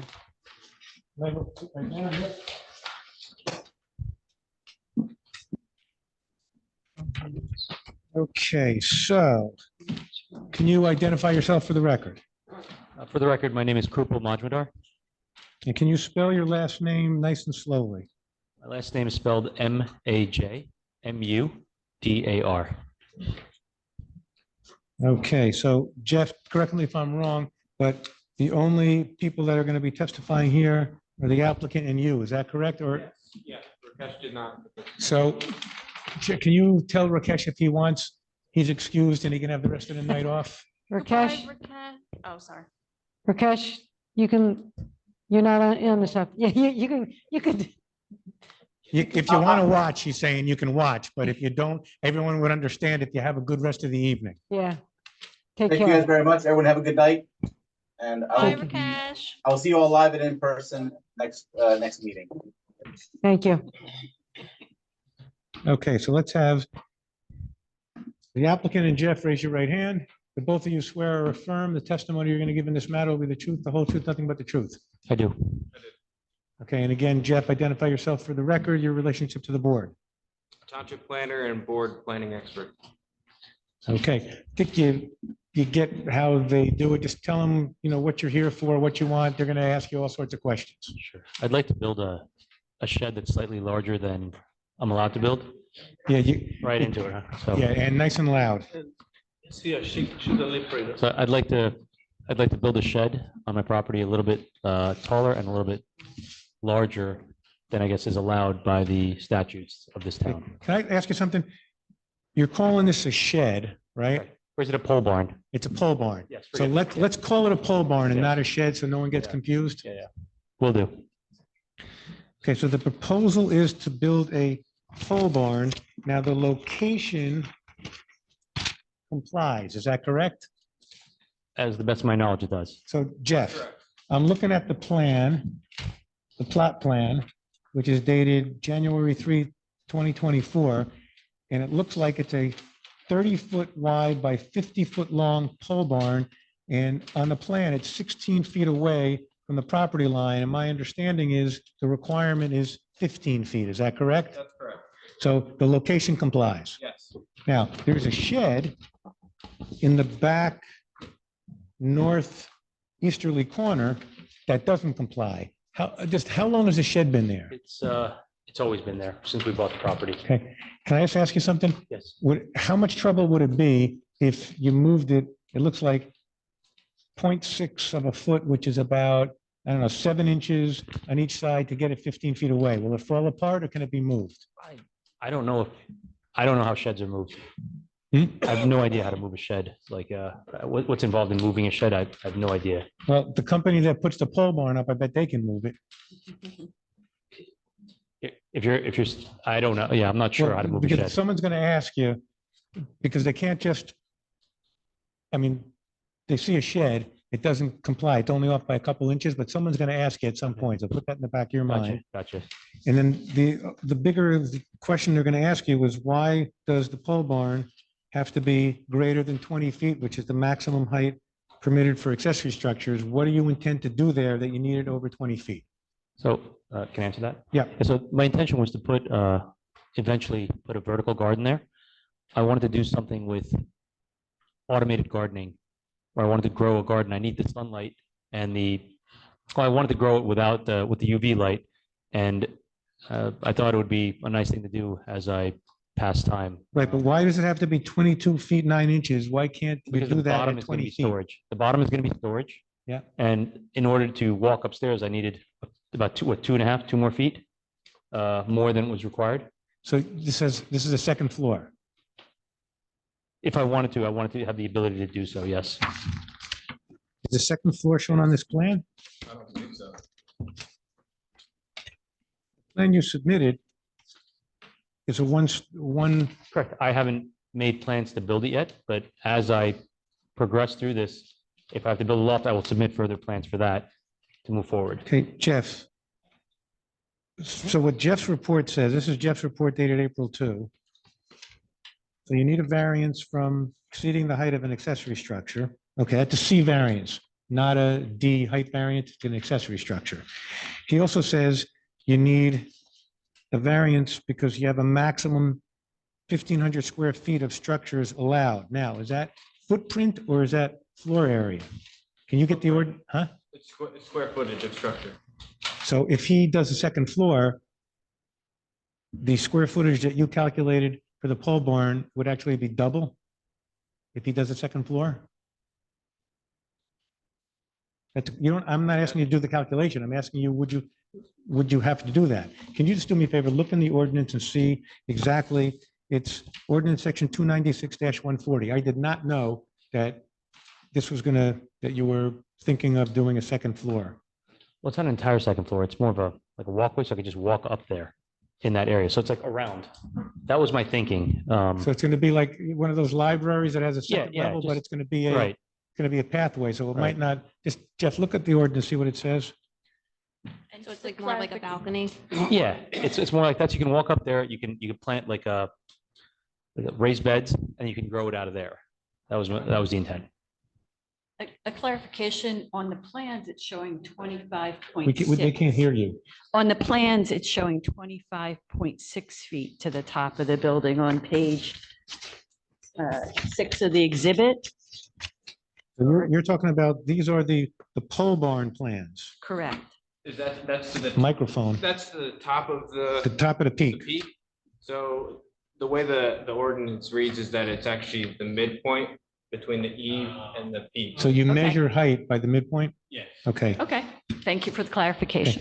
But explain again, why can you not knock off 2 feet 9 inches and still do what you want to do? I don't understand. I could, but I just choosing not to because it's aesthetically more pleasing to do it that way. It's aesthetically more pleasing from the outside if it's 22. No, from the inside, when I'm in there gardening and doing it that way. Okay, it's so more again, aesthetically pleasing. like you heard in the first application. So these are C variants. Okay, My opinion, hardship's not going to so, apply. so utility wise is what you're asking me. Why do I need it higher? I'm asking, well, yeah, I'm asking you if you could have some reason that it can't be 20 feet, it has to be 22'9". Yes. That would help your case because otherwise, by saying you prefer it that way, Yeah. the benefit of the C2 variance, the Yeah, so- purposes, it has to be for the public, Yeah, not so for you, The public part I'll get to in a second, but the bottom floor is going to be used for storage. right? So there's going to be things on the bottom floor, the base of where it is. And forgive me if I'm using the wrong words. Okay, Where you walk in, that area, there's going to be vehicles and ATVs and equipment and workshop and things like that. Maybe some soil and whatever else. One level up on that catwalk, as you called it, or the balcony. catwalk, it's good, Yeah. yeah. And there's where I wanted the raised beds. In I order- understand. Why can't the catwalk, instead of starting at whatever height, why can't it start 2 feet 9 inches lower? Because I don't bump my head you need at least 20 feet, right? Each floor to have enough room. You want to have 10 feet and 10 feet from what I understand. Based on what's 10 feet, 10 feet, based on That's what what? I understood to, It's a like- building. That's an That's office building, yeah. an office building. They have Right. 10-foot ceilings and what's the ceiling heights in what's the ceiling heights in your house? Old house is 8, newer house is 9. Yeah, something like that. So if you that's my understanding, if you walk in and you have, and this is to the walls, right? So the walls are not as tall as that. The walls are only 14 feet on the ends. Mm-hmm. So I'm not going to be, this is, the second floor is going to be along the walls. The walls are not 22 something feet high. They're only like, Okay, put it this way. 14. What if you used a shed roof okay, instead of an A-frame roof? If you used a shed roof, right, you could have one side Mhm. that actually might even be the same height as this, Uh-huh. and the other side lower, and it would probably lower your height calculation. Why do you need an A-frame roof instead of a shed roof? I wasn't given that option. I'm not aware of that option. I mean, I guess you could use it that way, but I wanted to be even so that you can have all the way around. You guys got to take it from here. I guess I would like, also, there's other issues in Jeff's report about um, when you say that you want to use this potentially as a gym, is this just a home gym or is No, this it's, yeah, just to store gym equipment. So I have a lot of stuff in my house. I wanted to put it out there. Some of it is gym equipment, some of it is Christmas stuff, some of it is Christmas trees. There's just a lot of stuff. There's tools. And as I understood it, when I spoke with Jeff, only vehicles are allowed in there. So when I asked, well, can I put tools? He said, well, yeah, you might need a variance. Put it for this that. way, no, no, Yeah. you can have residential storage in an accessory structure. But, so you could have gym equipment being stored, but if you make this into a recreation. Oh, room, no, yeah, it's not. if- I'm because not making a. What your paper said is a gym, if you made this into a recreation gym, Mhm. which then you would need a use variance because Okay. it's habitable space instead of storage. So I want to store another point was that I wanted to store like ATVs and things, and we weren't sure if they counted as vehicles or not. Doesn't matter. So Is that's, there any can he store any residentially related equipment in here? Is there some ordinance that says he can't? So the conversation goes through whether or not it's a detached garage versus accessory. Jeff, you're So- gonna owe us a lot of money. So he's referring to the initial, when I reviewed it for a zoning permit, it was confused as to what the use was gonna be, and that's where he's indicating it could be only used for storage based upon a detached garage definition. If there's other storage components to it, it's more of an accessory structure or a shed, which is limited to an 800 square feet Okay, now I understand. limit. So that's really where. If this thing is a detached garage, there's an exemption and it doesn't fall under the accessory structure limitation, correct? and I am planning on putting cars in there as well. Here's the question. Can you, under the ordinance, can you have a vertical garden in a detached garage? Or do you need, would that have to be in an accessory structure? That would be more of an accessory structure. The definition of a detached garage is Mm-hmm. very strict to only storing vehicles. Vehicles. Now I understand now I understand what he's saying. So he can't, it can't be a it detached this way. garage because of the, It all comes down to the relief he needs. yeah. Okay? If he came before you right now and said, pole barn, but it's a detached garage. There's only going to be motor vehicles stored in it. Okay. Then, remember, you guys had an application. The guy that had, first of all, he had an extremely large lot, but he had accessory stuff. He had this like huge play thing for his kids. He had what do you call those pits? A huge fire pit. He had all sorts of stuff. And they all counted towards the maximum amount of square footage of accessory structures. But he also wanted to have a detached garage. And that's when we figured out that the detached garage doesn't get counted towards that. But if he wants to use this to store stuff, not just motor vehicles, then it is an accessory structure. He does need that additional variance, but that's just on the variance for how many square feet of accessory structures. It Well, sure it seems does- to me, he's got to make this, he's got to say this is an accessory structure or he's not going to be able to do the things he wants to do. That still has nothing to do with the height. That's a separate issue. Okay, so I don't know if I'm going to ask this question correctly. If it's a detached garage, is it not attached, can it not be a detached garage if the majority of what he's storing is cars, Well, is Here's automobiles? the problem is, go into the ordinance. read- What He's flips He's it? going to read the definition for Okay. you. And I was thinking another way, if you put a partition up and you had, literally a Cars. partition, right? You had a door on this side for the vehicles and you had a door on that side. Could you say that this was the detached garage? It wouldn't count towards The square square footage. footage. And on the other side, maybe, but let's just see let's answer your question first. Your question is, can you have both in there? and As still- long as the majority of it, Right. Private garage, a detached or attached structure used only for the storage of vehicles owned or rented by the occupant of the principal structure or his or her family. So Boom, it's very, very. very restrictive. okay. All right, So If he does put a partition, then he can work through the process? Well, okay, he can put a partition. He's still, whatever he decides, the accessory structure portion is, my guess is because of the other stuff he has, he's still gonna need that variance. Yeah. But listen, is there anything in the ordinance that says you can't put a motor vehicle in an accessory structure? No. No, so he can put, if it's an accessory structure, he can store motor vehicles and other stuff. He just can't use it as a recreation room, Okay. or he needs a use variance, Yes. because that's taking a habitable space.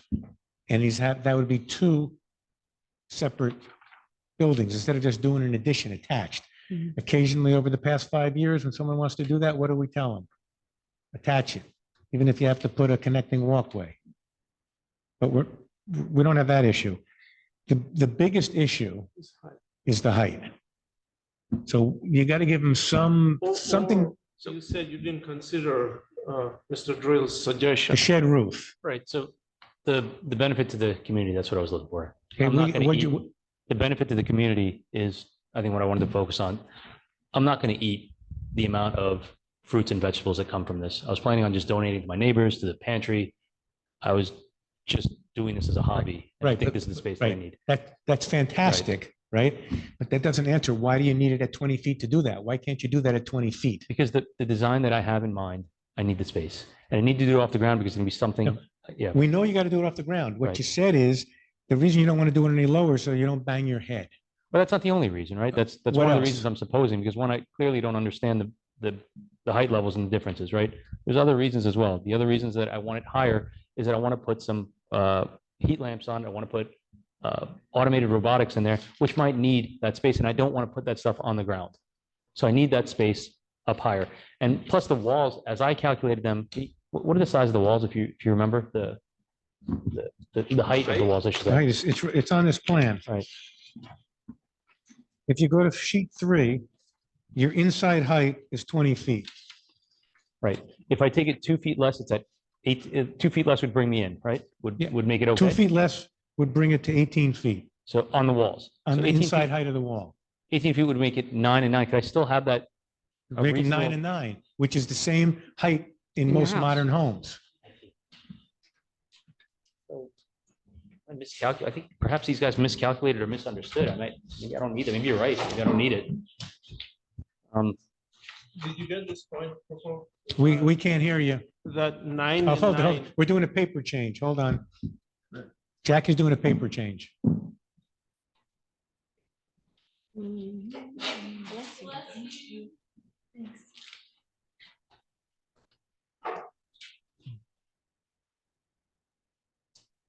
Ready? I was just making a point. I know it's too much overwhelming. Yeah. I wanted to make sure you understand 9 and 9 is how the houses are today, residential. So if you visualize Yeah. that, that's what you have. So and will 9 and 9 get me into, avoid having the, Put it this way, if you do 9 and 9 with a shed roof, maybe you gotta, I think what you're better off doing, I mean, it's up to you. Yeah. You could try to go for this tonight, but What you do may you have a height suggest? problem, is adjourn it, talk to this Brian Smith guy who drew these plans. right? Tell him that you want to see what it would look like if your inside wall height was 18 instead of 20, and if they put a shed roof Right. on to see if the height calculation, because if the height calculation is you measure it to between the top of the peak and the side, the low side would be approximately 20 feet. And it all depends on, you have a 4 to 12 pitch on this thing. So maybe you make the pitch a little less and you have a shed roof. So maybe you have 20 on one side. But if I just interrupt, if I have 9 feet, right? Yeah.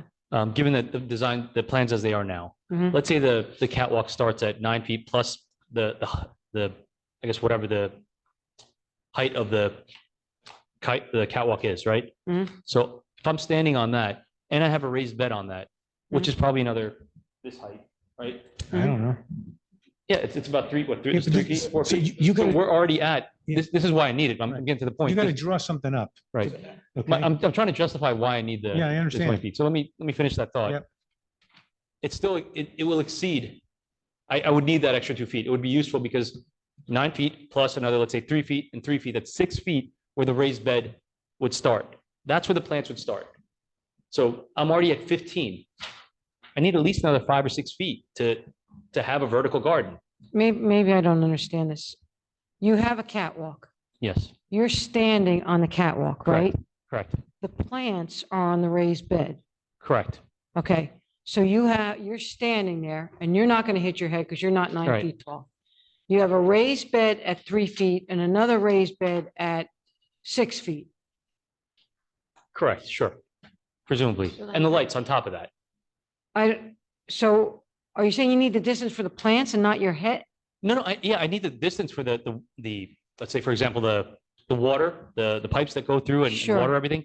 I need something for the electronics that may power the cameras that look at the plants as they're growing so that I can choose the right, so if you ever heard of a farm bot, you ever seen them? It's one of those designs. I'm trying to work on those designs so I can put a camera up top, kind of see what's going on. I need that space up there for that equipment as well. So if I want to put a scaffolding, for example, around that entire raised bed, I would need that space. And I mean, I'm sure I could try to figure out a way to shorten it, but it would be a lot more work. This right? thing then is going to have electric to it. It's going to have plumbing to it. It's going to be heated. It's not going to be heated. I'm trying to do that. I'm going to try to figure out a way to do that naturally because I'm going to store water in there. I think the water will offset the climate. And these are all things I want to test, right? So before I do any electric, before I do any, Can I make a suggestion? I now understand what you're saying, but I think that you need some type of drawing. You could take sheet 3, and I think you got to do some sort of drawing, whether yourself or have this guy do it, show where the catwalk is, show where the beds are, put, the depiction of a person, your height in there We're to talking show about- them what you're we're It's talking not so about. much, it's not so much his height. It's not so much, it's the logistics of the structure he wants Yes. to put in Right, place. so they can see what you're Exactly, talking right. about. I also just wanted to note that the doors, it looks like it's 10 feet in height, so that's probably Yes. why they did it a good that way. point. Just, I don't know if you need to have Right. them that high, but that was just kind of my Actually, understanding. that's a good question. Why do you have the overhead doors at 10 feet? because when you put a car in there with like a taller SUV with a carrier on top, you need that space to park it in there. 10 feet? 10 feet is a commercial overhead door size for a warehouse. Well. But is there a restriction on doors that I'm not aware of? No, but you're saying that if that's part of the reason that you need the height, No, well, the door is for the aesthetics, right? I'm not sure that the door has nothing to do with why I need 20 feet. The reason I need 20 feet is for the plants. Okay. So I have a question about the you weight. got microphone. Whoops, I have a question about the weight bearing of the building. So this sounds pretty heavy, that you'll be having growing median and water storage. So is the design of the building taking all that into account? Yes, I'm planning on storing the water at the bottom and recycling it up. Yeah. A drawing is gonna, Yeah. a drawing is gonna be very helpful for us to understand. Even though the electronics are still gonna have weight to them. Yeah, but they're all, I want them all to be stored at the bottom. That's why I'm still Okay. designing this stuff and I need the mind space to be able to do this. So it sounded like you talking about water and electronics overhead. No, it's going to be Overhead pumped up, space. right? It's Okay. gonna be pumped up. So, but I have to create this thing, right? In order to create it properly, I just need the space. And that's why I'm here asking for the Yeah, variance. like Mr. Joe was saying, it'd be helpful if we could see it. See my design for Yeah, the, yeah. That's what- for the vertical garden, Correct. Just a conceptual, because Right, conceptual. you're asking for relief. right? We need Listen, to, it sounds like they like the idea. Right. Okay, they like the idea. You're gonna have vehicles in there that won't be outside. That's Right. aesthetically pleasing. Mhm. That's a public benefit. To have a vehicle inside, Mhm. to have an ATV inside, Right. that's public benefit. What you're doing, for the earth in general, environmentally, that's a public benefit. So I think I they're hope- liking the idea. I What- hope that benefit outweighs the Well, amount of effort that's required to get this variance, yeah, right? but you're explaining why you think it needs to be 22 feet 9 inches. And they're saying, we're from Missouri. Can you show us what you're talking about? They're beginning to understand. I now understand they want to see it. So again, look at sheet 3. Right. And if you could sketch something in, Oh, you mean like right now? No, Oh, okay. no. Right now it's 9 o'clock. Yeah, so I'm wondering. No, adjourn it And give it some thought. and give it some thought. Show. Well, and even if there's examples out there, like indoor farming, I mean, Yeah, there's farm, I mean, it's the whole idea of this is so I can create this in Right. the space. Yeah. right. If I correct. sketch something out, Because the minute you said that, because I was misunderstood when you talked about your height. Mhm. But the minute you said that, oh, you need 2 beds and then you need the logistics above it right, to watch the plants grow, or whatever you want to do. Right. And I don't know what kind of structure you need, but if I see a picture of it, I can say, oh, now I see why he needs that. It'll just help us to Yeah. understand. and the amount of effort it'll take, the amount of effort it'll take to do this, it's easier to actually build the thing, right? It's just put No, it, it's not. No, it's not, because you're going to need a plan to build from. So you have 2 sheets here. You have sheet 2, which is an overhead floor plan. So you need, in my opinion, what you got to bring back to these guys, draw in on sheet 2 where the catwalk's going to be. okay, And then you have sheet 3, which is a cross section of the interior wall. And then draw in there where the catwalk's going to be, where you think, in other words, you're going to do like drip irrigation, I assume? Yes. Black piping, all the Yes. little holes Yes. is going to be, so where those things will be hanging approximately, and the electronics or whatever, just do a sketch, a conceptual sketch, so they can And see if I what you're can now talking in about. this sketch, figure out a way to cut it by what, 2.5 feet? I Yeah. don't have to do any of this stuff. Bingo. Bingo, then all Good you, Lord, guys, come on. correct. All you need, you're still going to need Right. the one variance then to have more than 1,500 square feet of structure, but that's a no-brainer Okay, variance. Just listen, Yeah. that's a no-brainer variance. They've granted them before Right. for, for good things. This is a good thing. Right. Can I just redact the 2 feet then? I have to come back with another plan with it coming down by 2 feet? Yeah, if you come Or back can with a you check plan it with at it the down end? 2 feet, you don't have to show them anything of what you I'll want I'll to bring do. it down, but that's fine. It's easier for me to design this thing without the height. Okay. If I do that, do I have to? Public? do I have to come Wait, back here and do wait. this? So are we saying, okay, There's members of the public out there, so we have to see if they have Okay. any questions and they want to be heard. Okay, We're not let's- saying an approval tonight. okay, wait. Okay. With everything that's been going on tonight, is it possible that we could vote on this tonight with the condition that he will provide the change? Because I'm just trying to save him coming back, okay? I'm just trying to figure out a way that because now he gets it. Now he gets what the issue is that this 2.5 feet is killing us. Is there a way we could, or does he have to come back? And if he does come back, it should be simple. You could grant an approval on the condition that the building height cannot be higher than 20 feet. And you could say that the other condition is that shed's got to be moved into a compliant location. Then he'd only need one variance, and that is to have more than 1,500 square feet of accessory structures. You could do that, but you have 2 people sitting Okay. out in the audience that might have questions and might want to be heard about this. Sure. So that is a possibility of how to handle this. Are you okay with that? Yeah, I'm okay with that. I just had a question. That 20 feet, is that again, on the average? Or Yeah, Or the that's how tip. yeah. the midpoint of that Right. has to be 20 feet? So there's a lot of ways to skin that Right, cat. Right, One is a flat roof. Okay, Yep. now most people don't want to have a flat roof, right. but that's one way to skin that cat. And the other one was A shed roof a shed roof is like, on an angle, just one angle, like a, Right. like a, okay, right? gotcha. You have an A-frame. Right. So a shed would be like that, Gotcha. flats like that. Okay. Yeah, Okay. I'd be okay with that. Yes. Okay, so there are people in the public. So there are people in the public. You guys have any questions you want to ask of? And for now, it's just questions, unless you want to do No, questions and comments. yeah, questions and comments. Okay, so let me get you sworn in. Can you raise your right hand? Do you swear any comments that you make will be the truth, the whole truth, nothing but the truth? Yes, And can you give us your name? Peter Militan. Can you spell that last name? Yeah, M-I-L-I. Look at us, please. It's Yeah, look, Yeah, even though I'm asking you to, yeah, look, M-I-L-I-T-A-N-O. okay, M-I, L-I-T-A-N-O. okay, and what's your address? 46 Sutphin Road, Raritan Township, New Jersey. Okay, so now you can ask him questions and you can make comments. I basically just want to make a comment to the board because I understand everything that's happening now which I did not understand based upon the letter that was delivered to our house.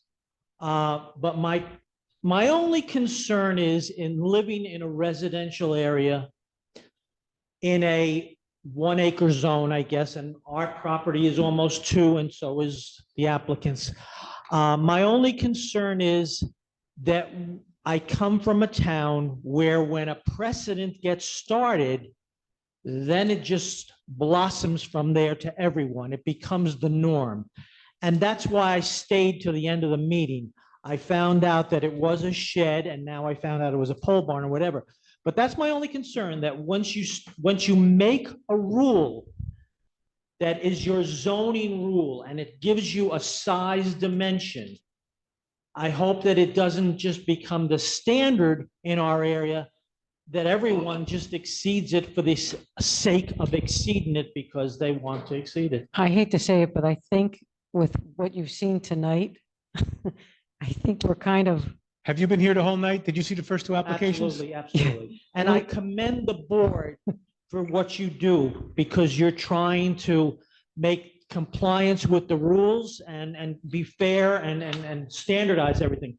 But that's my only concern. When you get a piece of paper and delivered to your house and it says the town allows 800 feet, but okay, we're gonna do 1,500 feet. Yeah. That's my main concern because I come from a town where it's out of control at this point now. Don't tell me you come from Union County. Fort Lee. Fort Lee, okay.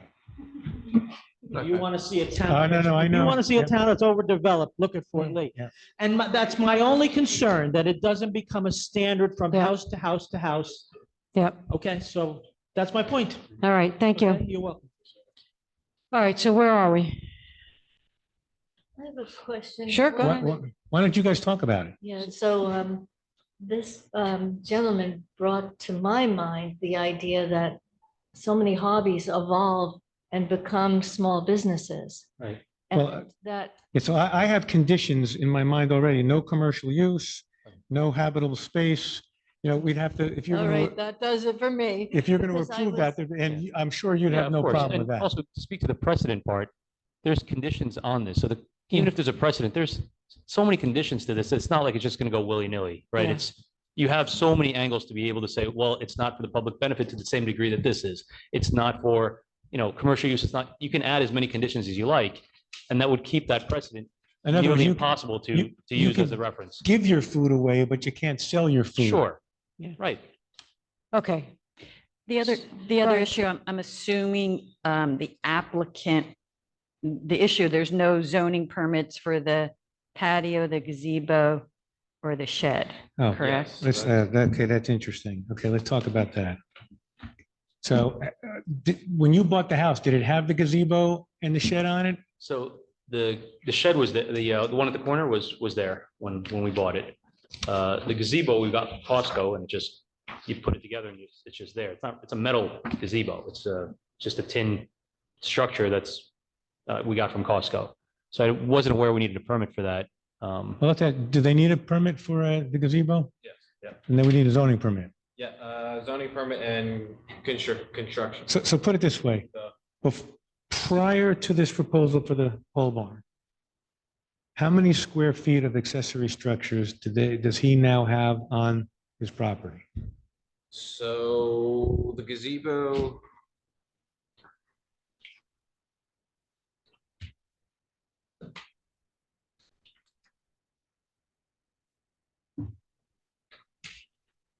Thought I put that in. I thought you actually asked, you said I thought you asked for a calculation. It's a 10 by 10 and a 20 by 10. You said that this office does not have zoning permits for the paver patio to the north of the deck, the gazebo, or the shed with the paver base. You said that the zoning table, confirmation, it appears that it looks like you did not know.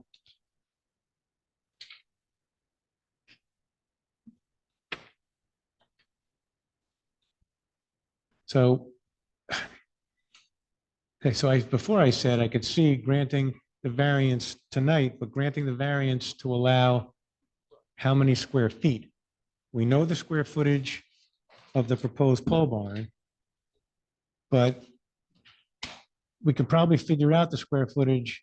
Do you know the size of the shed? Is it 8 by 10? Do you know what it is? The shed on the corner of Yeah. the property? I do. Hold on, give me 1 second. It's like 10 by 14. I don't know. No, it's larger than that because it has to comply with, it's larger than 200 square feet. Okay. No. Okay, so listen, Yes. we're down to one variance. Right. As the gentleman said, it's the amount of square footage of accessory structures. The problem that I will have if they grant it is, what have they granted? How many square feet? So you may have to come back just, if you take the condition about 20 feet, you don't have to do anything else.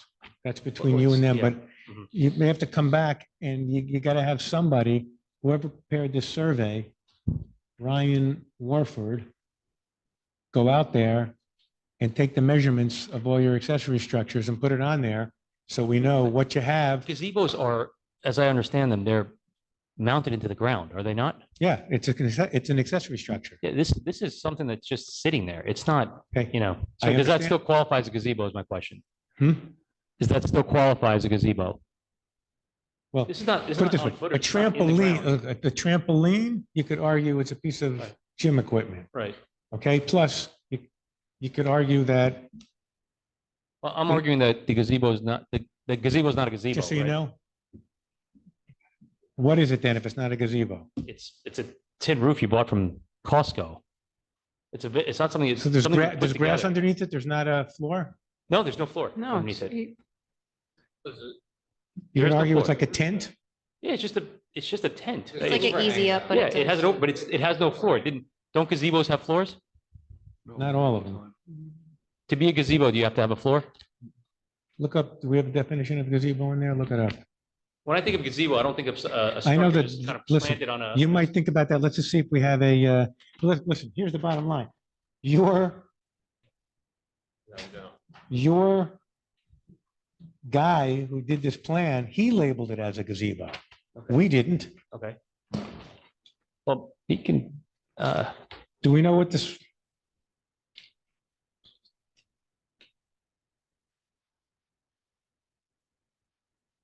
I mean, the good news is you don't have a hard surface problem.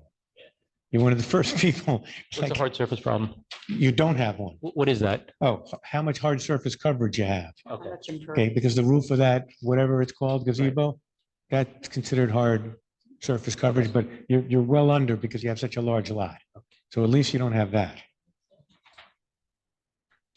Does it have anything underneath the gazebo right now? Like, is there It a has- grill or a, You could, yeah, you could, but all you can Table. remove it from there. It's all like portable. okay, it's not like a stand-in, nice built-in grill or anything like that? No, It's all movable? no, it's, so you can take the couches right out and, you know, you can, there's chairs, there's all these, and the grill you could take out. Okay, so it's all on grass, Yeah, it's all on, grass, it's on the concrete of the pool. Yeah, but Concrete you're gonna support. take. so that there is a floor. Take to it out, then. put it back in. I mean, listen, we didn't call this a gazebo. He, through his professional, called it a gazebo. The plan shows it as a gazebo. But so if the plans are incorrect, what is the, So correct the plans and Alright. just, I mean. I Does don't know it what to matter say. that it's concrete, though? It doesn't matter that underneath is concrete because that's already there? This thing's on top of concrete? yeah, it's on the pool.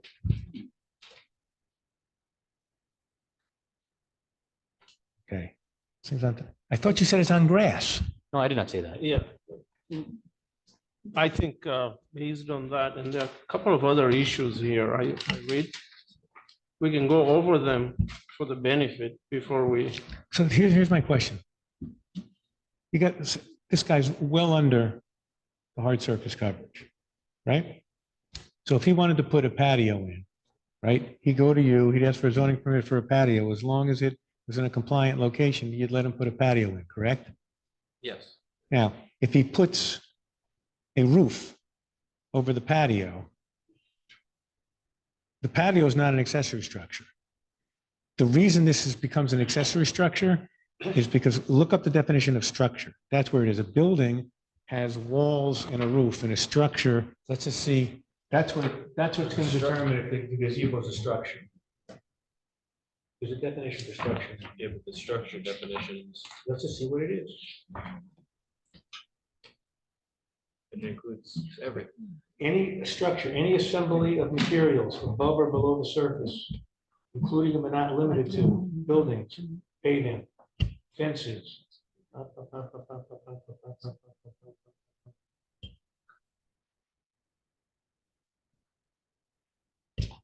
Yeah.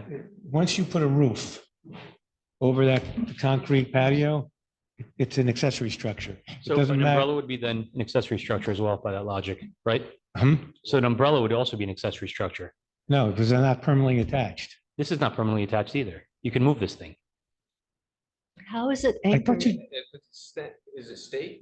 Yeah, I mean, you could pull those things out. You could take the no, screws but you right got out. it It's just staked holding it. in. I know. Listen, you could take the deck off. You could take taking a circular saw and cutting I the mean, deck and taking the I thought nails the out. relative ease of unscrewing something, I mean, it's, But you know, the okay. relative ease is not the issue. If it's attached in, it's an accessory structure. If you want to keep it, you need to get all the square footage of this thing so the board can see what kind of variance you need. So- What's the extent? We know you need a variance to exceed the 800 square feet. Okay, I'll put it this way. How much of a variance do you want? How much over the 800 square feet? It sounds like 8 plus 700, correct? I don't know. I'm asking you because I can't tell. So you tell I me. want, okay, so how much do I want? I want the size of that barn. That's how much more I want. Okay, if you want the size of the barn, do you know if your existing shed and gazebo and any other structures out there exceed 800 square feet Do any of those structures exceed combined or individually? in aggregate? Add them up. How many square feet are in the shed? 20 by 10. It's not 10 by 10. 20 by 10, 10 by 10. We're talking about if you're counting the gazebos, then I have to count the Yeah. gazebos, right? So I'm going in that order. The 20 by 10, 10 by 10, that's 300 plus 100 plus whatever you know. Jeff, what do you the- think that shed is? the shed By- is. Shed, when I scaled it, it's 12 by 20. So what's 12 by 20? How 12 many by square feet? 20, I think that might be, Listen, we might be talking about two different things here. You said 10 by 20. I'm talking about gazebo, and shed. well, in the that order. gazebo's 10 by 20? Wait, how many gazebos are there? Which gazebo are you talking about? The one near the pool. There's a gazebo. You guys said that's a gazebo. That's 10 by 20? That's 10 by 20. Yes, that's correct. Yes, you're right. Okay. You got a 10 by 20 thing on a Okay. piece of concrete, you're arguing that's not a structure? And you can easily remove it? Well, I'm asking this, with the definition of structures, which one are you talking about on this one? The other one? Where's the other? This one? I want the The square size of that footage, one. right, size I of the think shed. you would know that one. Well, you told me, you said he's wrong. No, I thought he was talking about the first one. That's why. So let's label the things we're talking about, right? This one. You think that's 12 by 20? I don't know if that doesn't look 12 by 20. All right, well, even if we take your word for it, is it? Go around in circles. Right. It's now 9:15. I'm trying to just figure some way out of this. So thing, but I think 12 by we want 20 would to be take the 240 plan, plus and you're gonna have 240 to is get still under someone 800, to right? put dimensions on the plan. It's still 800, right? It's under 800, as you were saying. I don't know. That's what I'm asking you. It is, if he says it's 12 by 20, let's say I agree, and the other one he says What's, it's so 20 by what 10, is 12 by 20 is how many square feet? 240, Huh? 240. 240. 10 by 20 for the gazebo is 200. 200. Are there any other structures out there? None that I can see. Why don't we do this? Why don't we ask them to get the drawing correct? The whole thing, that's one. Again, we're just looking at other things that have come before the board and we've agreed to approve something. And then 6 months later, the applicants come back and is upset Okay, that so watch. they didn't know what What they they're agreed saying to. is have this plot plan revised Okay. to put actual dimensions on the shed, actual dimensions on the gazebo. You have actual dimensions on the proposed accessory structure, Okay. okay? Then they'll know exactly what they're approving. you do not have to revise this because there's going to be a condition Great. saying that you have to reduce this Right. to 20 feet, Right. correct? So then when he Does comes, anyone want to, is anyone saying he's got to revise these or no, you're satisfied here to have a condition saying it's got to be the reduced to conditions 20 under feet? 20 feet, we're good. From my understanding, if I can ask a question, you're asking for, why are you asking for the size of those They're structures? asking for the dimensions of the structures, so when they know what variance they're granting. They know exactly how many square feet. It's not going to say, we grant the variance to allow you to have the proposed accessory structure because we know it's going to be over 800 square feet. It's going to say, we're granting a variance to let you have a total of X square feet, which would include the shed at 240, if that's what your surveyor says, the gazebo at 200, if that's what your surveyor says, and the shed at 1,500. Can we simply not do that math now? I mean, he's already testified that this is the. He hasn't size- testified, he has used a scale. Right. It's up to the board. If you want to do that, you can, No. but It's not- if you do that for him, No, if we- someone else asks to have it done, how do you say no to the other person? See, the thing is, we have to, specifically say, we're granting you relief to go to this From number. X, You need the exact number. yes, from X Okay. to Y. They you're- don't know the X, And because and they don't know the you Y. didn't pull permits for those where we might have known the zoning officer could have pulled that, Well, we if- would have known the If permits size. were pulled, the dimensions would have been on there. Correct. So we, And the shed would have been denied, right, because the shed in a non-compliant location, but he didn't put the shed in, but it Right. doesn't matter. yeah, Right. So But the shed was on by the way, that shed was on the last survey when we bought the house. okay, Does that mean that it's, you didn't come, that means that that guy didn't come in to get a permit. oh, he didn't get it either? Okay. Yeah. Yeah. So you have- what's the problem with the shed? Is it too close to the line Yeah. or is it? It's got to be 15 feet off the line. It's very close, but no cigar. It is 14.4 to one line and 14.43 to the other line. And It's going to move it to get it to 15. are you, and just you measured it, right? Jeff? No, No, the survey. this is Okay, your surveyor, surveyor. okay. That's what, we don't want him, we don't want the onus on him or the board to Right. figure this out. We want a professional who signs and seals Right. to tell them what it is, and then they grant the relief, and they know exactly what you have Right. and what they're approving to, so that the guy who spoke before, Mr. Militano, his point is well taken. Right. Then you know exactly what's being approved, and there's going to be reasons. I assume the reasons are going to be that you're going to be under 800 square feet for the two things you have there now. What's going to send you over is the pole barn.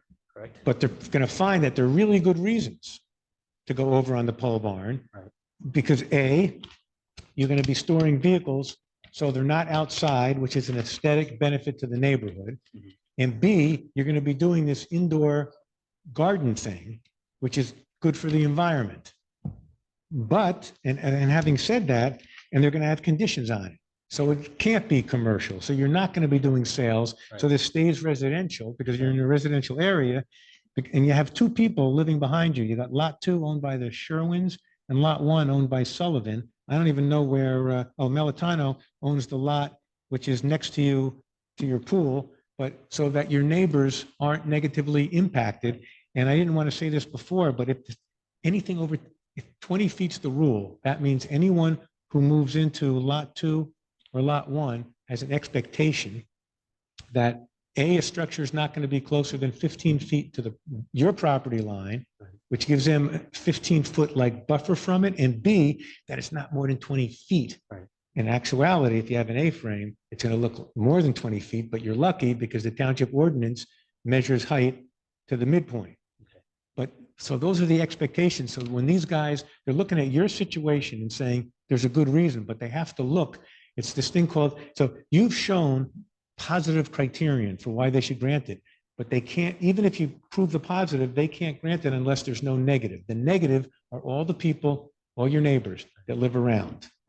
And that's why the 20-foot thing is like really important. And that's why the board made, well, didn't make, but that's why the person who wanted the pool patio to be closer than 15 feet, that's why she's going to have to lop off Yeah. the corner of her patio.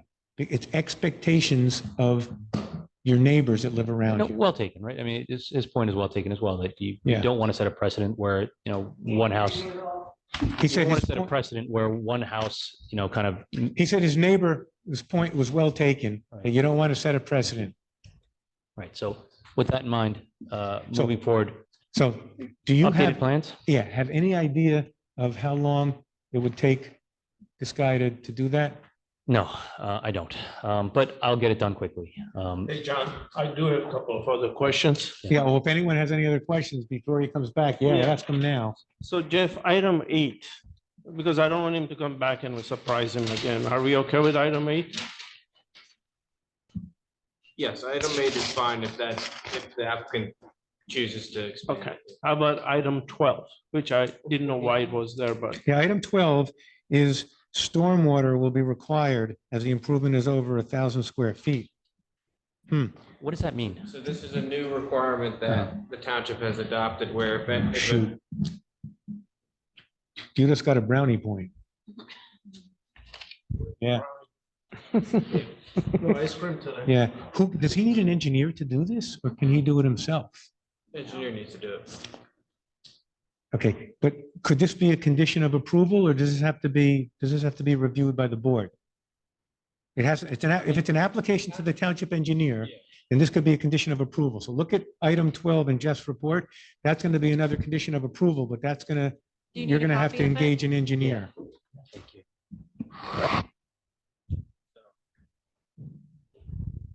It's gonna be, Still coming back. excuse me? Still coming back, we would need that. No, No. he does not need that to come back. When he comes back. Mm-mm. That can be a condition of approval after he comes back. The board does not need to review and approve the stormwater. The township engineer can approve that, and that can be a condition of an approval after he comes back Yeah, as here. long as we're But he should just, Yeah. Rasul is just making him aware of this so he's not caught by surprise. Can you clarify that point? I didn't understand number 12. So- Yeah. The township recently adopted a minor development stormwater requirement where if any resident wants to improve their property by 1,000 square feet of impervious surface, they have to mitigate it with storm. I can tell you right now, you saw that other guy who was here on the other application, Wayne Ingram. Okay. Not that we're endorsing anyone, but Mr. Ingram has designed these stormwater management facilities for all the people that have come in for hard surface coverage variances. So he could easily design this thing for you. You do not need it before you come back here. So But it's an- basically, it's if you've heard of the rain gardens, but basically it's the ability to mitigate stormwater management in using low impact technology. So it's a swale with plants and things like that is one of the techniques that's used. So It's in case there's a lot of, like a flash flood or something like that, that It's that it goes in the runoff. right spot and it doesn't take everything with it. Is Yeah, that so the it's not idea? flooding your neighbors or whatever. it Oh, might yeah, be, yeah. if Yeah. you're Because you putting- put a big block here and you might, Exactly. Yeah. Yeah, So I see what you're Distribute saying. it somehow. Gotcha, gotcha. So that's a requirement because we're seeing a lot of flooding throughout the township in the last few years. So in conjunction with the zoning permit, you're gonna be submitting an engineered plan, which is gonna be reviewed within that time limit Mhm. prior to a construction permit. Okay, so I understand this thing does not required before the next meeting. Is that correct? Correct. or Incorrect. You Correct, do not need it for the next meeting. but I will need it for the construction permit. Correct. Okay, which I would want to do anyway, right? And then the last one, Jeff, this is for you, is number 14. Do you have any ideas what you were thinking about? So you can maybe, Yeah, especially when I went to the site visit yesterday with my second report, is that there are at least 2 trees that have to come down. yeah, they're gonna come down. If you have plans of taking more down, do you have plans of taking more down? No more than needed. No more than just needed for that. Do you plan on replanting any of them? Not those kinds, no, not those kinds. It's up to the board can put a condition on approval that for every tree that he took down, he's got to plant a new one somewhere. One of those trees is dead, first of all, and the other ones are kind of shaky. That's why I'm not planning on putting those kinds of trees, but we've already put 3 to 4 trees on the property Let's since put it we this moved way, in. you could impose a condition saying that he's got to have some kind of landscape thing or landscape buffering in accordance with John Thomas, but that's only if he had setback. He's willing, he does not have a setback variance. He's agreeing to move the shed out so that that would not have a setback variance. And in the past, the only time you guys have required as a condition landscaping is when you're granting a setback variance, which Right. you're not going to be granting here. Right. So this is a non-issue. Ron, no. Shouldn't be Well, there. this is up to the board. Yeah, If the board look, if the Look board at- said, if you take down trees, we want trees planted, one for one, that's a separate issue. You could do that. All I'm saying, this is not a screening, this is not a landscape screening issue. Right. I'm not an arboriculturalist, and we are going to be passing a new ordinance as required by the state on tree removal. But it does allow, and the tree in the very center of it does look like the dead one. And then the one that's leaning significantly does look like a high hazard tree. So Yes. they would qualify for removal just from a safety perspective. That's, And that's what we were thinking, yeah. yeah, so So I, I just want to be clear, so Thank there are you, no yeah. surprises. for Right. later. Yeah. Yeah, so you're saying But that the you- trees can be removed, and I'm saying that the trees need to be removed because, yes, one is dead and the other one is, as you said, leaning. Yeah. So that's a non-issue as I understand it? But if there is, and to second Donna's point, if there is a township ordinance, then it would have to just follow it. yeah, once that it hasn't been approved yet, Right. but it, Put right? it this way, No, it did on Tuesday. Oh, it did? I sent my letter from the No, planning it board. didn't. I was at the township committee meeting. They tabled it. Yeah, they tabled it. Oh, yeah, that's right. Yeah. Along with our. Yeah. along They with- tabled it. They tabled it. I'll put it this way. Now, So- hold on. If this were a site plan application, which it's not, Right. if this was a site plan application and you granted site plan approval, he'd be protected against ordinance changes. But because this is not a site plan application, and this is merely a C variance application, he will not be protected against ordinance changes. They're just giving you a heads up that if at the time you go to pull permits, Right. that ordinance has been adopted, you will be subject to it. Right. But the ordinance does allow, or when the ordinance is adopted, if there's a high hazard situation or an unhealthy tree, you're allowed to take that But down. put it this way, for purposes of Yeah. his application in front of the Board of Adjustment, in my opinion, you guys Non-issue. don't have to mention it. She's just giving you another heads up so you're not surprised down the road. Someone accused him of, the first person was very surprised. We don't want you saying you're surprised about anything. Right. We're throwing the kitchen sink at you so you can't be surprised. Thank you for all the information. Anyone have anything all else they useful. might want to tell them? It's all incredibly useful. We're good? We just got to pick a date. Now, the way I see things, if he makes these changes to this plan, Mhm. and I hope I don't jinx us, if this thing takes more than 15 minutes, there's a big problem. Yes. Because let me just, not that it's well, you can actually do a pre-deliberation on the positive criterion.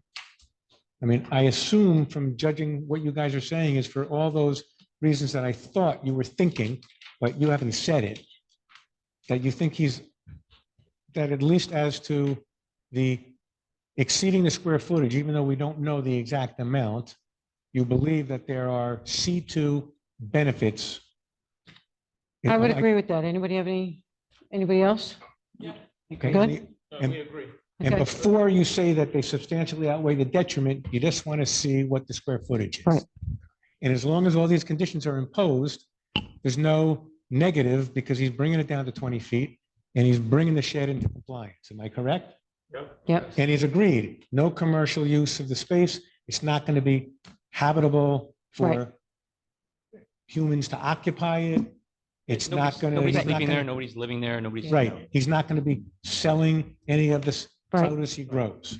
And he's Correct, agreed to all of absolutely. that. Absolutely correct. So with yes. that in So you mind, just hold off on the negative, but when we come back, whatever date we pick, if this takes you guys more than 15 minutes, shame on you. do you have a date? Well, I mean, if that's the case, it just depends on when you can get the Yeah, the next revised. available, if I could. Yeah, but put it this way, if we give you the next available And he doesn't. and you don't have this, Then we go to the next one after that. Is that what happens? Yeah, but, So yeah, I'm okay with that. well, when is the next available? Well, I mean, he could do, if it really does take us more than 15 minutes, yeah, that's a shame. But if it takes us less, then I don't see why he couldn't be on the next May meeting, May 2nd or May 16th. What do you have on May 2nd now? And what do you have on May 16th? May 2nd is Countryside and Hunter and Storage. And then on the 16th is MSP Hospitality, the Hotel Motel, Thomas Pooley and Casetta Stewart, and 207 Everett's Montesano Properties. May 2.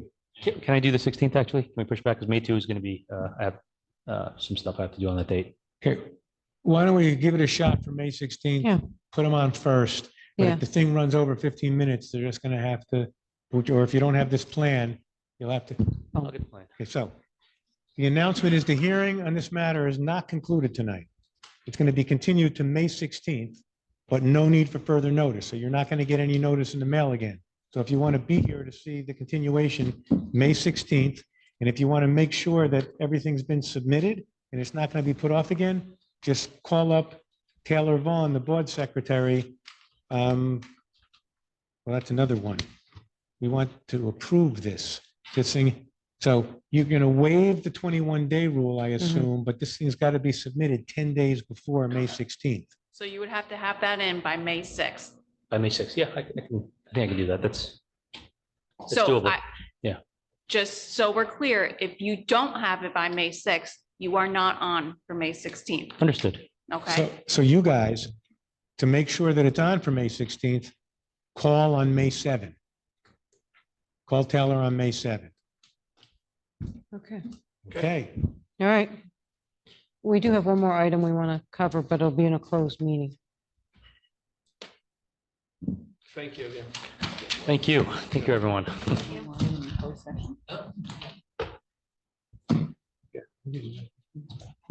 I know you can keep it.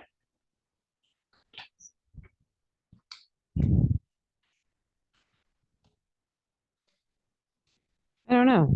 John, do we have to go to the boardroom or can we stay here and just wait for everyone to? You're going to go into closed session Yeah. for attorney-client advice. Well, hold on for a second. It's only 5 minutes. Just.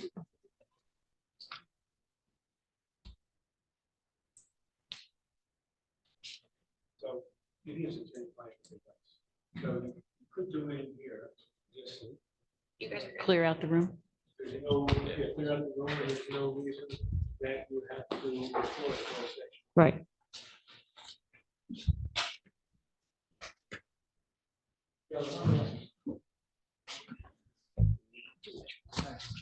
Thank you.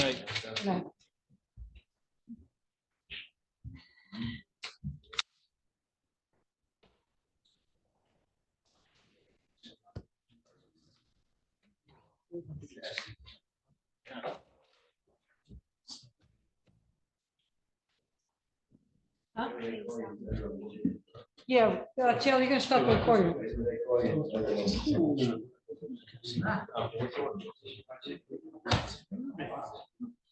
Oh, is that why you're saying that? All right.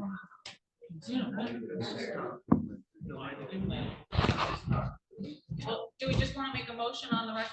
Yes, so someone want to make a motion to go into closed session to get some attorney-client privilege advice where confidentiality is required so that the attorney can give the advice, whereas if we were in public, I wouldn't be able to.